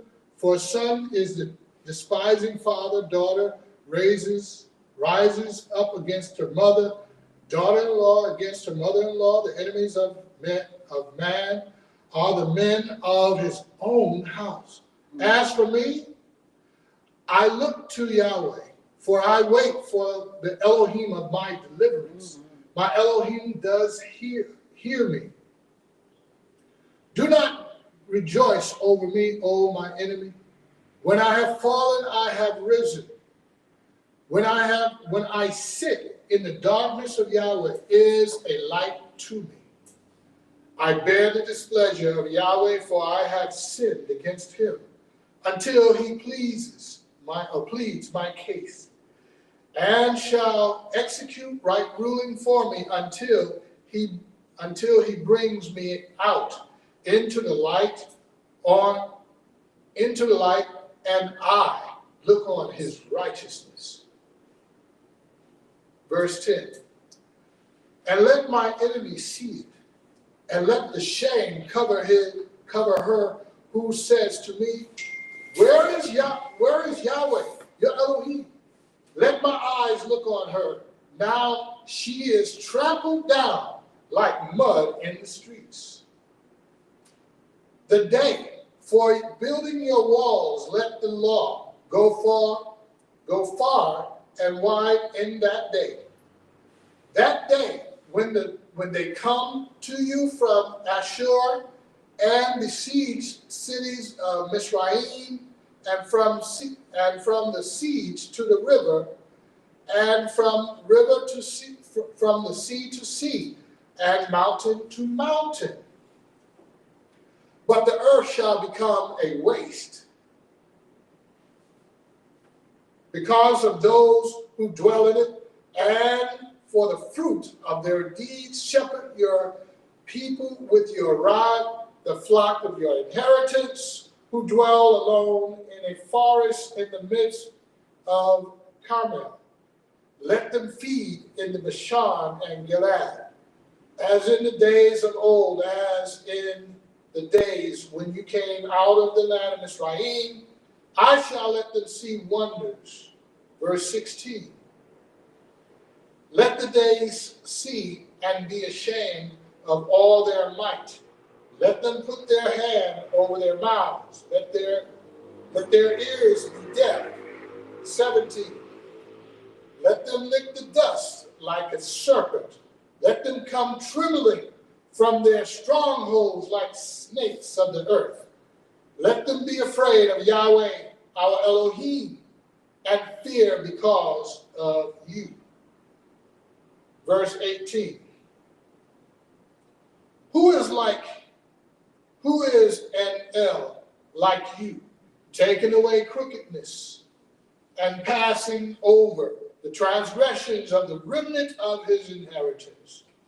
He shall not retain his wrath forever, for he himself delights in loving commitment. He shall turn back, he shall have compassion on us. He shall trample upon your crookedness, and you throw all of your sin, of our sin, into the depths of the sea.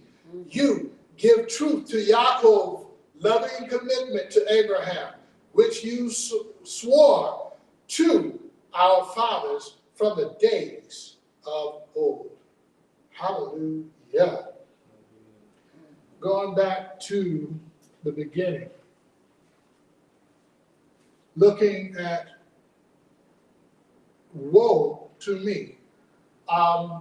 Whenever I see woe, it always reminds me of now comes my judgment. And so this is a huge wrath that Yahweh is putting on the people. So here is Micah saying, woe to me, for I am as gatherings of summer fruit, as glean of great harvest. There is no cluster to eat. My being has desired the first ripe fruit. So wait for the righteousness of salvation. And so I would say, yes, this is speaking of Yeshua's coming, but I don't know that I'm looking all the way to his return, or is this the first coming? But as I go through, we'll be able to decipher a little more. But definitely, this is one of the prophets that Yahweh is speaking concerning judgment of the nations. 2 says, the lovingly committed one has perished from the earth, and there is no one straight among men. All of them lie in wait for blood. Every one hunts for his brother with a net. So that's another scripture that I want to connect with. I think this is Isaiah when he says,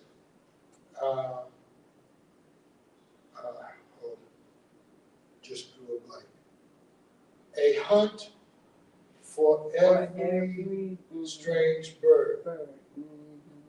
And so it took me some time and some years to really understand that. A hunt for every strange bird. And what I'm connecting to here, where he says, no one of the earth is walking in, and it's not the earth, but he's bringing a charge against the earth. All of them lie in wait for blood. That statement right there. Everyone hunts his brother with a net. And we know, everyone is not out trying to kill his brother or his sister. But he makes a statement so that he can make it broad enough so that we would look into it and understand it from the content he's speaking. So he's talking about in Isaiah a certain place that has begun to fall. And in this land, a hunt for every evil bird. What is an evil bird? A bird of prey. It looks to kill for provision, blood. And so they become predators to kill for food. And so the connection that I want to connect to is how evil spreads from person to person, and they produce evil. They do evil acts. And then you have the authorities searching, looking for them. And so the authorities, you have your police, you have your jail, you have your judges, you have the perpetrator, you have the one who the evil is done against.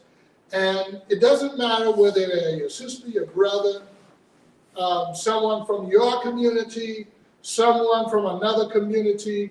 If someone steals from you, if someone rapes you, if someone harms you in any way, they have become a predator.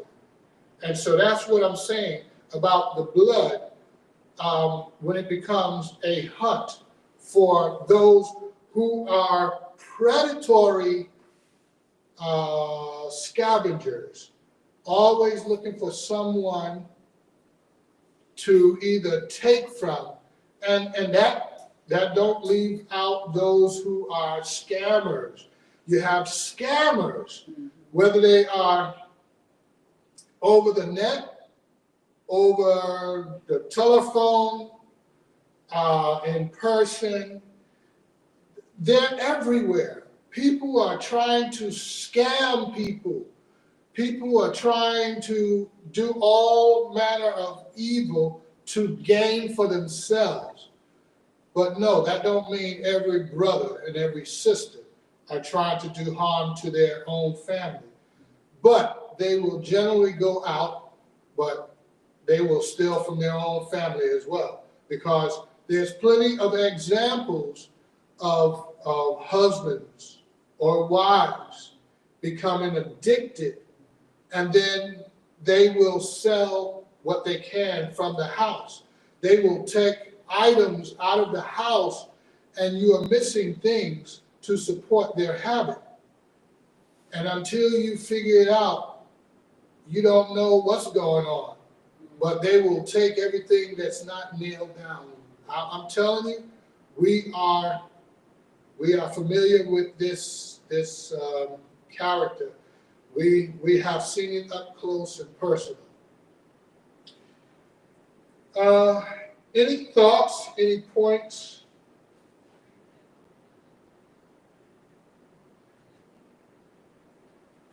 Verse 3 says, both hands are on the evil, to do it well.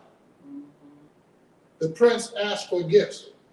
Look at the widespread. The prince, now he's the son of the king. The prince asks for gifts. The judge seeks a bride. The great men speak, or man speak, the desire of his being. And they weave it all together. I mean, we see that right here in this land. Everybody's ready for a bride. Everybody's ready for something. Give me something. You know, whether he's a king or children of the king. You know, give me. Everyone is asking for something. Verse 4, the best of them is a prickly plant. The most straight is sharper than the thorn hedge. So Yahweh is speaking of a period of time, and I definitely recognize that during this time now. But I have not yet concluded whether this was of his first coming or when he returns. Let's go down a little further.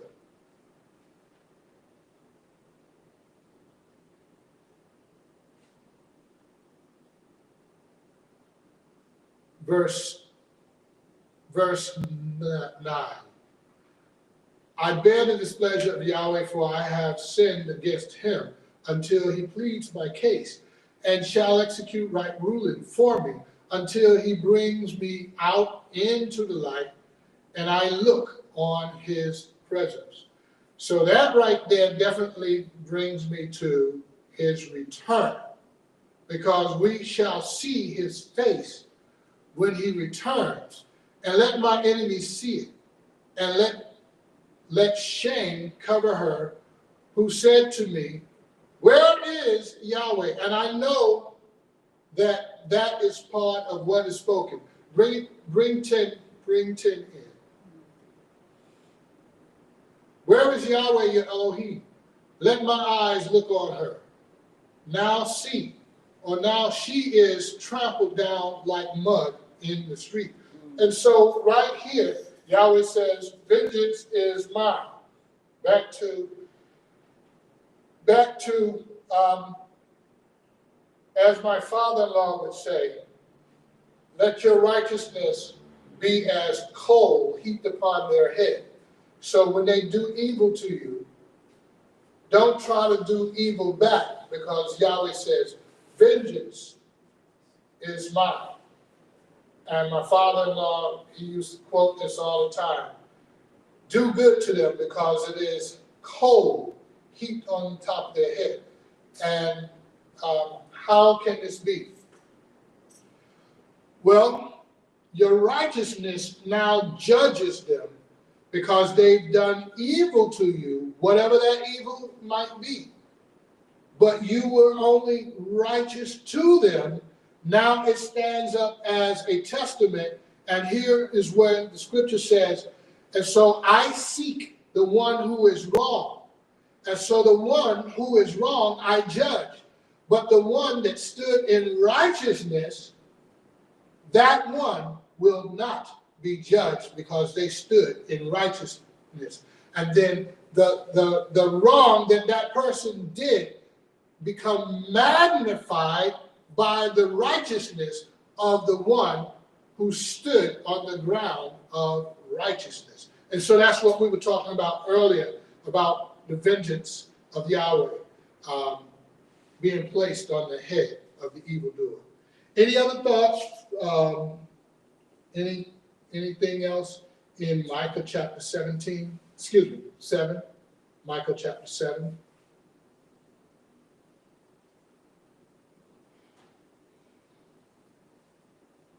All right. I think we can head on over to Acts. Let's see. Acts? Romans. No, Romans chapter 1. That's it. That's right. We go to a new book today. All right. All right.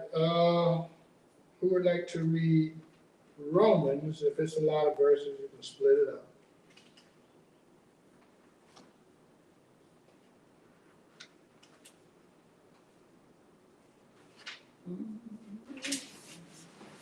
Romans 1. It's 32 verses, so you can stop at 16 or 17 and take it on either way. This will be our last chapter, so we'll read through and There it is.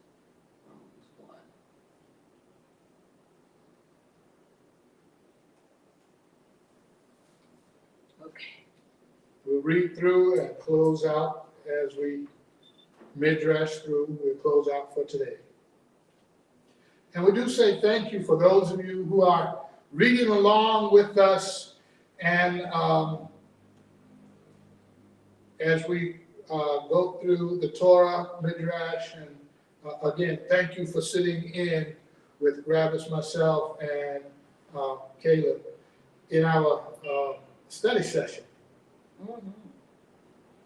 Shaul, the servant of Yeshua, Messiah, a called emissary separated to the good news of Elohim, which he promised before through his prophets in the set apart scriptures, concerning his son, who he came of the seed of David, according to the flesh, who was designated son of Elohim with power, according to the set apart spirit, by the resurrection from the dead, Yeshua, Messiah, the Master of us, through whom we have received favor and office of the emissary for belief, obedience among all the nations on behalf of his name, among whom you also are the called ones of Yeshua, Messiah. To all who are in Rome, beloved of Elohim, called, set apart ones, favor to you and peace from Elohim our Father and the Master Yeshua, Messiah. First, I truly thank my Elohim through Yeshua Messiah for you, or that your belief is spoken of in all the world. For Elohim is my witness, whom I serve with my spirit in the good news of his Son. How unceasingly I make mention of you, always asking in my prayers of at all possible I shall be blessed by the desire of Elohim to come to you. For I long to see you, so as to impart some spiritual gift to you, for you to be established, and that is to be encouraged together among you, each by the other's belief, both yours and mine. And I do not wish to be unaware, brothers, that I often purposed to come to you, but was hindered until now, in order to have some fruit among you, and also the other nations. I am a debtor. I'm a debtor, both to Greeks and to foreigners, both to wise and to foolish. This is why I am so eager to bring the good news also to you who are in Rome. For I am not ashamed of the good news of Messiah, for it is the power of Elohim for deliverance to everyone who believes, to Yahudi first and also to the Greek. For in it the righteousness of Elohim is revealed from belief to belief, as it has been written, but the righteous shall live by belief. For the wrath of Elohim is revealed from heaven against all wickedness and unrighteousness of men, who surpass the truth of unrighteousness, because that which is known of Elohim is manifest among them, for Elohim has manifested it to them. For since the creation of the world, his invisible qualities have been clearly seen, being understood from what has been made, both his everlasting power and mightiness, for them to be without excuse, because although they knew Elohim, they did not esteem him as Elohim, nor give thanks, but became vain in their reasonings, and their undiscerning hearts was darkened. Claiming to be wise, they became fools, and changed the esteem of the uncorruptible Elohim into the likeness of an image of corruptible man, and of birds of four-footed beasts and of reptiles. Therefore Elohim gave them up to uncleanness in the lust of their hearts, to disrespect their bodies among themselves, who changed the truth of Elohim into the falsehood, and worship and serve that was created rather than the Creator, who is blessed forever. Amen. Because of this, Elohim gave them over to degrading passions. For even their women exchange natural relations for what is against nature. And likewise, the men also, having left natural relations with women, burned in their lust for one another, men with men, committing indecency and receiving back the reward which was due for their straying. And even as they did not think it worthwhile to possess the knowledge of Elohim, Elohim gave them over to a worthless mind to do what is improper, having been filled with all unrighteousness, whoring, wickedness, greed, evil, filled with envy, murder, fighting, deceit, evil habits, whisperers, slanderers, haters of Elohim, insolent, proud, boasters, divestors of evil, disobedient to parents, without discernment, covenant breakers, unloving, unforgiving, ruthless, who though they know the righteousness of Elohim, that those who practice such deserve death, not only to the same, but also of also approve of those who practice them.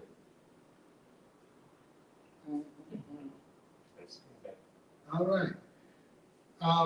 As we go into the book of Romans, I'd like to point out that Yeshua appeared to Shaul, some know him as Paul, but Shaul. So if you hear me say Shaul, you know I'm talking about Paul, the same person. And so for reference or for this study, just know that I'll be using Shaul, but I do mean Paul. And that's because in the scriptures here, we see the name as Shaul. Now, Shaul, he was approached by Yeshua after death. And this is what we talked about back in the books or the book of Acts, where he shined a light. That's what Yeshua saw. Then he also heard the voice, and he said, "You cannot kick against the prick." And so in this event or this act that took place, he said, "Well, now you were a witness for me in one place, but you shall now also in Judea, but now you will also be a witness for me in Rome." And so I used to think, as some years back, why would there be a Roman book, a book named Rome? Well, this is why. Because now, as Shaul has now had to go before the imperialistic court or the Roman court for judgment because of what took place prior. What took place prior? Because he used to hunt Israel, those who chose Yeshua and the taught ones as they would witness, he would go around looking for them and anyone who would use the messianic teachings, or the Messiah teachings, those who believe in Yeshua. The scriptures had not yet come out, the messianic scriptures, that is, had not yet come out until a few hundred years later. But as they began to believe, they also became hunted by different groups of the Sanhedrin and the scribes. Shaul, Paul, was among that group of hunters. So now that he is in Rome, he would be in jail for 2 years solid. But Yahweh established him there in the jail so that Shaul would also establish his word by witnessing. So people came and visited him there. And so no longer did he have to go around and visit all of the different places of whom was seeking to take him out, because the Sanhedrin and whoever was there, if he came there teaching about Messiah, he never knew who would be there and ready to take him out. So Yahweh put him under the protection of the Roman government, put him in jail. You know that he was on a ship. The ship ran aground. Yahweh spoke to him saying, tell everyone who stays on the ship will live. So all of this is proving how Shaul was very important. And the author of the book of Romans, where we are learning a lot of information from the book of Romans. All right, so let me go back to verse 1 so that we can set it up even further. Romans chapter 1, verse 1 says, Shaul, a servant of Yeshua, Messiah, a called emissary, separated to the good news of Elohim, which he promised before through his prophets in the set-apart scriptures concerning his son, who came of the seed of David according to the flesh, who was designated Son of Elohim with power, according to the set-apart Spirit, by the resurrection from the dead, Yeshua Messiah, the Master of us, through whom we have received favor and office of the emissary for belief, obedience among all the nations on behalf of his name. So if we look at that statement, that very first statement, Shaul is introducing himself. Again, Paul, as he introduces himself, he makes a very bold statement that as he now accepts the concept of Yeshua's resurrection, as well accepts Yeshua being the risen Savior, as well accepts Yeshua as our Savior. He is the designated one who is our Savior, which is in direct opposition to what he believed in times past. Because Shaul is a Pharisee. He says, I am a Pharisee of Pharisees. And now we see him saying, speaking of himself as a servant and an emissary of Yeshua. And so now he speaks, and when he speaks on behalf of Yeshua. And that's what he was called to do. Any thoughts, any questions on what we've begun?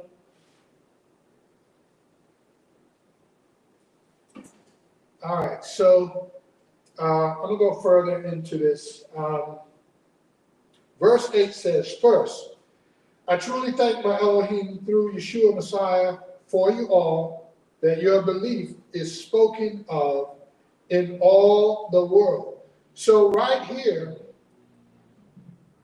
Shaul is now, once he's going into his writing and the purpose of his writing.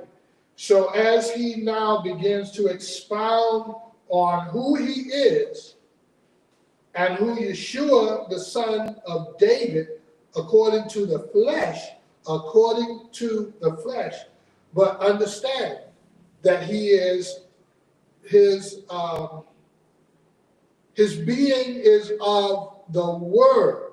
And so this is why Shaul is being very choicy with the way he speaks. And when he says, concerning his son, who came of the seed of David according to the flesh. This is another fact, that he is born through the house of David. So he makes that connection. so we don't have to guess who he's talking about. And that was verse 3.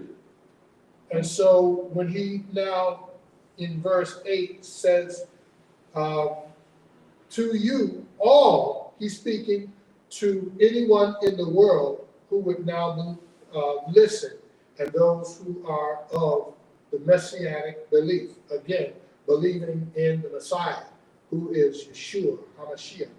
Verse 9, for Elohim is my witness, whom I serve with my spirit in the good news of his Son, how unceasingly I make mention of you, always asking in my prayers, if at all possible, I shall be blessed by the desire of Elohim to come to you. So here he's talking to the nations, and he's saying, I would like to come to you, those of you who are among the nations. I would be blessed to come as a witness through Yeshua for Yahweh. So if you would like for me to come, then respond, and I will come to you.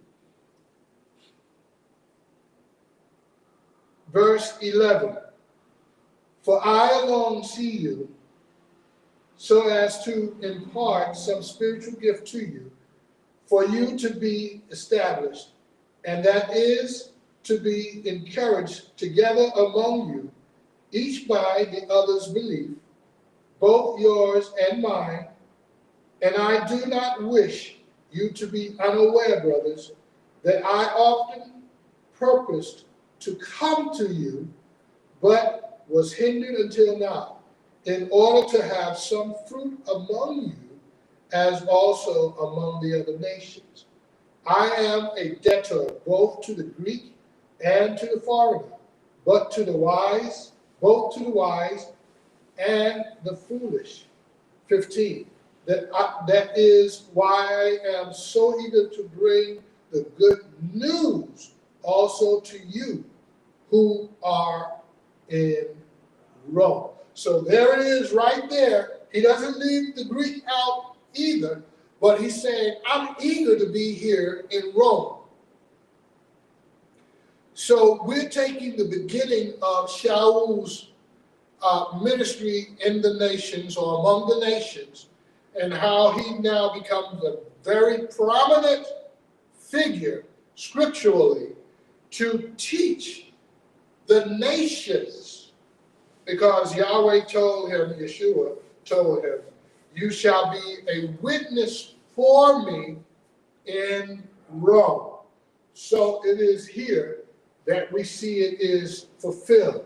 Verse 16 brings in the nations also. It says, for I am not ashamed of the goods, for the good news of Messiah, for it is the power of Elohim for deliverance to everyone who believes, to the Yehudi first, to the Jew first, and also the Greeks.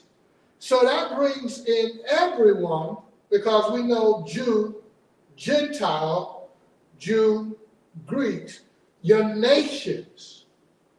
For in it the righteousness of Elohim is revealed from belief to belief, as it has been written. But the righteousness, or the righteous, shall live by belief. For the wrath of Elohim is revealed from heaven against all wickedness and unrighteousness of men who suppress the truth in unrighteousness, because that which is known of Elohim is manifested among them.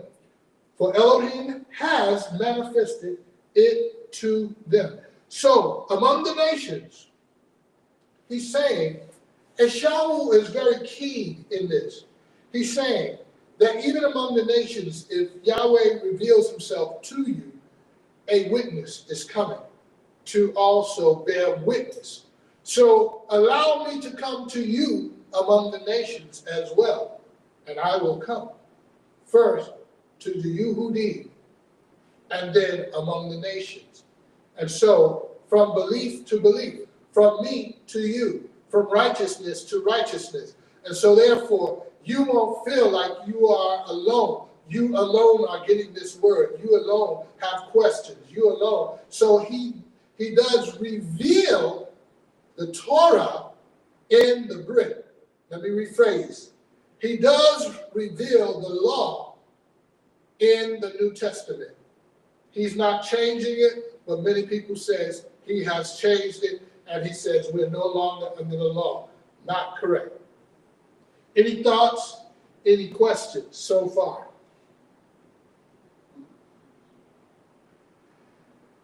Verse 20 says, for since the creation of the world, his invisible qualities have become clearly seen, being understood from what has been made, both his everlasting power and mightiness, for them to be without excuse, because although they knew Elohim, they did not esteem him as Elohim, nor give thanks, but became vain in their reasoning, and their undiscerning hearts was darkened.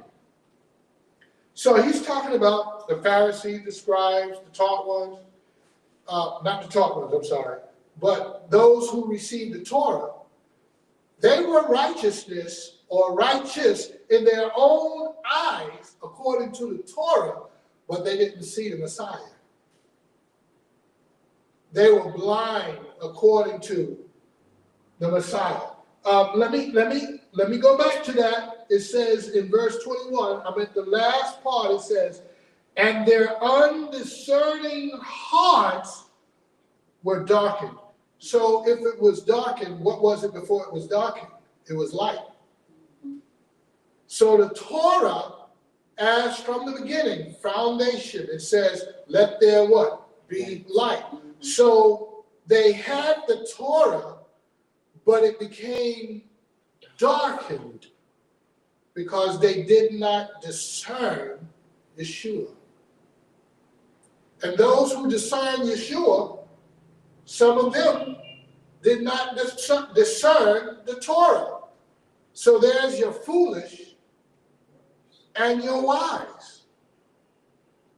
Because it's foolish to believe that Yeshua did not speak of the Torah, and Yahweh did not speak of Yeshua, the Word. It's foolish. And matter of fact, that's verse 22. Claiming to be wise, they became fools and changed the esteem of the incorruptible Elohim into the likeness of an imagining of the image of corruptible man, and of birds, and of four-footed beasts, and of reptiles. Therefore Elohim gave them up to uncleanness in the lust of their hearts, to disrespect their bodies among themselves, who changed the truth of Elohim into falsehoods, and worship and serve what was created rather than the Creator, who is blessed forever. And that's down to verse 25. So Shaul, in wisdom, rightly divided the wise and the foolish. And he gives understanding how to know how you can judge yourself to know whether you are foolish or wise. Mm-hmm. And in a very short connection, you have to take both the Old Testament and New Testament as one book, the prophets as one book. because Yahweh never divided it, Yeshua never divided it, but man has, in his undiscerning understanding, has divided and deceived us by making many believe we are no longer under the law. And to this day, many people are deceived and spew teachings to verify the law is done away with. Any thoughts, questions?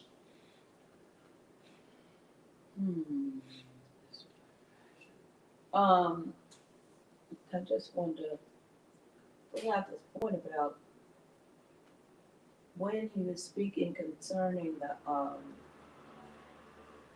hearts of the men, that we also have to realize that it had to be in the hearts of some of them to not receive Yeshua so that they could do what needed to be done concerning his sacrifice. Right. Because if he came to them and they all received him, then a big part of his work that needed to be done would not have gotten done. So some of their eyes had to be shielded from who he really was, so that they would do what needed to be done, for the giving of the sacrifice for Adam's sin, for the original sin, and for the sinner man. I do agree, definitely, that some were blinded, Yeah, and that's what, for that reason. yes, So that Yeshua would be manifested. Some right. were blinded because, number one, if they all believed, then who would sacrifice the ultimate lamb? Yeah, Because they would not touch him, no way. No, they wouldn't. Because truly, in the Torah, there was no human sacrifice. You don't find human sacrifice in the Torah. Right, right. So that's number one why they would not have done it. They would have looked at it like continuing to do the animal sacrifice, but that would not have satisfied for the endemic sin that was done from the beginning that needed to be handled. And then, of course, for Yeshua to do the other manifestation, to manifest itself in the way of through the Torah, the prophets, and the writings, to show, fulfillment of those. Right, right. Mm-hmm. Well, to bring in another piece of evidence, verse 20 goes into the invisible qualities. And because of these invisible qualities, and I'll read it. Verse 20 says, "For since the creation of the world, his invisible qualities have been clearly seen, being understood from what has been made, both his everlasting power and the mightiness, for them to be without excuse." And so these who think that because I have the Torah, you have to listen to me, Mm-hmm. Pharisees and scribes. Right. And they use it as a battering ram or a Torah stick to beat into submission anyone who disagreed with them. Right. And as people would disagree because they knew the Torah, they used it against other belief. And so let me go to 21 now. Because although they knew Elohim, this is the Pharisees and scribes, they did not esteem him as Elohim. Now, I'm going to step into something that I believe is correct, but you don't have to. For those of you who are watching by video or record By by social media. social media, Yeah. I'm going to read that part again because I'm getting ready to say something that is controversial. Because although they knew Elohim, Pharisees, scribes, they knew him. Through the Torah, they knew him. They did not esteem him as Elohim, nor give thanks, but became vain in their reasoning, and their undiscerning heart was darkened. Right. So they did not esteem him as Elohim. Who? Him. They did not Yeshua. esteem Yeshua as Elohim. Right. So I know that. I know some people like, wait a minute, but how you get that there? Well, it's because I believe that Yeshua and Yahweh, Echad, one.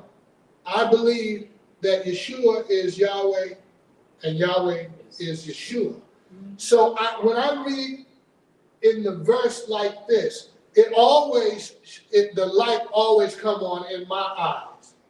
I've never looked at this like that before, but when the light shines, I respond, and the light shone. And so when it says they did not esteem him as Elohim, that was the light for me, saying they didn't esteem Yeshua. So this is the reason they were okay with crucifying Yeshua.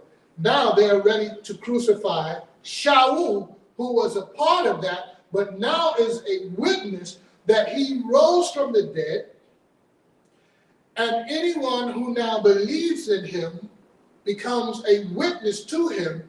And even I, Shaul, at the threat of death and incarceration, am a witness because he boldly spoke this. He didn't hide it. These people want to take his life. He's in jail. They got him. He can't go nowhere. And he's saying this. Wow. But then he goes down to 23, which this is what can then confuse people in 23 Mm-hmm. and change the esteem of the incorruptible Elohim into the likeness of an image of a corruptible man. So, when people say Yeshua is not Yahweh, that he comes and he says, let's come to that part. You say, well, they're claiming to be wise, they became fools and changed the esteem of the incorruptible Elohim into the likeness of an image of corruptible man. Right. But he's talking about, but I believe what he's talking about here are those, you know how when we went to Egypt, that all of their pharaohs would be classified as gods. Right. I think this is what Paul is talking about here. Because Rome was full of that. Roman gods, Right. Greek gods. Rome took on the Egyptian belief gods. of Greeks. Greeks gladly took on the belief of many Egyptian gods. They celebrated those things, and many of the Greek generals and warriors embraced Egyptology and all of their gods. So Rome did the same thing. So I believe that's what he's talking about right here, and not Yeshua coming, Yahweh coming Because as Yeshua. Because when you see the likeness of a corruptible man, that's like what they call, what is the guy's name? Horus. Yes. He comes like an animal. Like Correct. Yes. So it's a bird And the birds are 4-footed four-footed beasts and reptiles. Right. That's all of their gods. That's all Egyptian. That is Egyptology right there. But you will have people who will say, see, but when you say Yahweh became Yeshua in the flesh, that's Egyptology. But you better believe that Egypt, the Father Yah, the creator, is not copying off of anybody else, but they are copying from him. Right. So that's why you have all of these gods, man becoming gods and gods becoming man, that whole, all of that stuff. Yeah. But we see Yahweh manifesting himself as a man from the beginning, Right. eating and having curds and goat with Abraham. Right. I mean, coming down in the midst of the sacrifice and with Moab, the Samson's mother and father, Mhm. and sacrificing, comes down as a walking, talking man. Doesn't say that he looked like some kind of something, because even Samson's father said, "We are going to surely die." We just saw and spoke to God face to face. Mhm. And the wife was like, "No, if we were going to die, he would have killed us already. He would just come to tell us about our son who's going to be born." So that Father Yah is not a copycat, I guess is what I'm saying. But these are, Right. copycats. They're trying to make Right. gods. Right. So that is such a great point. To your point, verse 22 is making that connection. Claiming to be wise. Who claimed to be wise? Those who were under the Torah. Who were under the Torah? Pharisees, scribes, and all of the different ones that were under Torah. But this is what Yahweh did. He said, claiming to be wise, they became fools. And what did they do? Trying to change the esteem of the uncorruptible, 23, Yahweh, into the likeness of the images of corruptible man, bird, and four-footed animals. I know you said this. Yeah, that's those see the corruptible man will be like Caesar. Right. They saw Caesar as God. Yeah, and the Right. Yeah. And pharaohs, And they saw as They saw them God. as gods. Yeah. Right. The Zeus people, those types. Yeah. Right. So also what I'm bringing in is Kepha, Peter. Remember the time when the blanket came down? Peter, rise, kill, and eat. Mhm. And so right there is another place where they justify, okay, we can eat unclean. And so Yahweh is saying right here that he's given them over to undiscerning spirits, that they would make animals gods. Right. They would eat unclean. They would do all of these things that he's already clearly given them information, understanding, wisdom on how to use anything. But from the very beginning, like you said, brothers, he came as a man because that was the first image that we saw Yahweh. But they didn't stop with the imagery of man. Mhm. They deny that he can become man or the image of man and took animals and made them into God. How stupid is that? How foolish is that? Now, the one thing he gives us and say, here is my image. This is what I would look like. You are made in my image. Be proud of that. They would take that and say, okay, we can't accept that. But we can accept this bird with a man's head or a man with a bird's head. And we're looking at the different religions, in Rome, in Greece, in Greece, and the nations. But that is so foolish when you're so easily ready to throw away the one thing that he can give as a witness. In the beginning was the Word was in the beginning, the Word was God, the Word was with God, the Word was God, we can throw that away. So, yes, I agree. Any other thoughts? 28 through 32, and we'll close out. Even as they did not think it was worthwhile to possess the knowledge of Elohim, Elohim gave them over to worthlessness, a worthless mind, to do what is improper, have been filled with unrighteousness, whoring, wickedness, greed, evil, filled with envy, murder, fighting, deceit, evil habits, whispering, slander, hatred. All of this, 31, without discernment, covenant breakers, unloving, unforgiving. All of this, Yahweh gave them over to these lustful spirits, evil, undiscerning spirits. And so this is how you identify the nations who have accepted the lustful spirit, unrighteousness, all of the above. But if you want to understand Yahweh, we must live according to the fruit of the Spirit, and living by the fruit of the Spirit. Then you can discern when a spirit is unjust or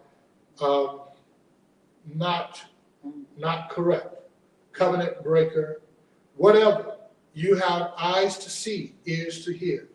So what is the overall message today? Walk according to Yahweh's Torah, his covenant, and then you will be able to see the wiles of Satan and understand his evil. And walk according to Yahweh's covenant and not according to the ways of man. Anything else anything else to be brought up before we close out? All right. So that looks like it. So thank you once again for those of you who have joined us in the study of the Torah. And we would like to say to you, thank you for visiting us on another edition of Talking Torah. Yes. Shalom, shalom. Shalom. Okay. Shalom, everyone. Shalom, everyone. Shabbat shalom.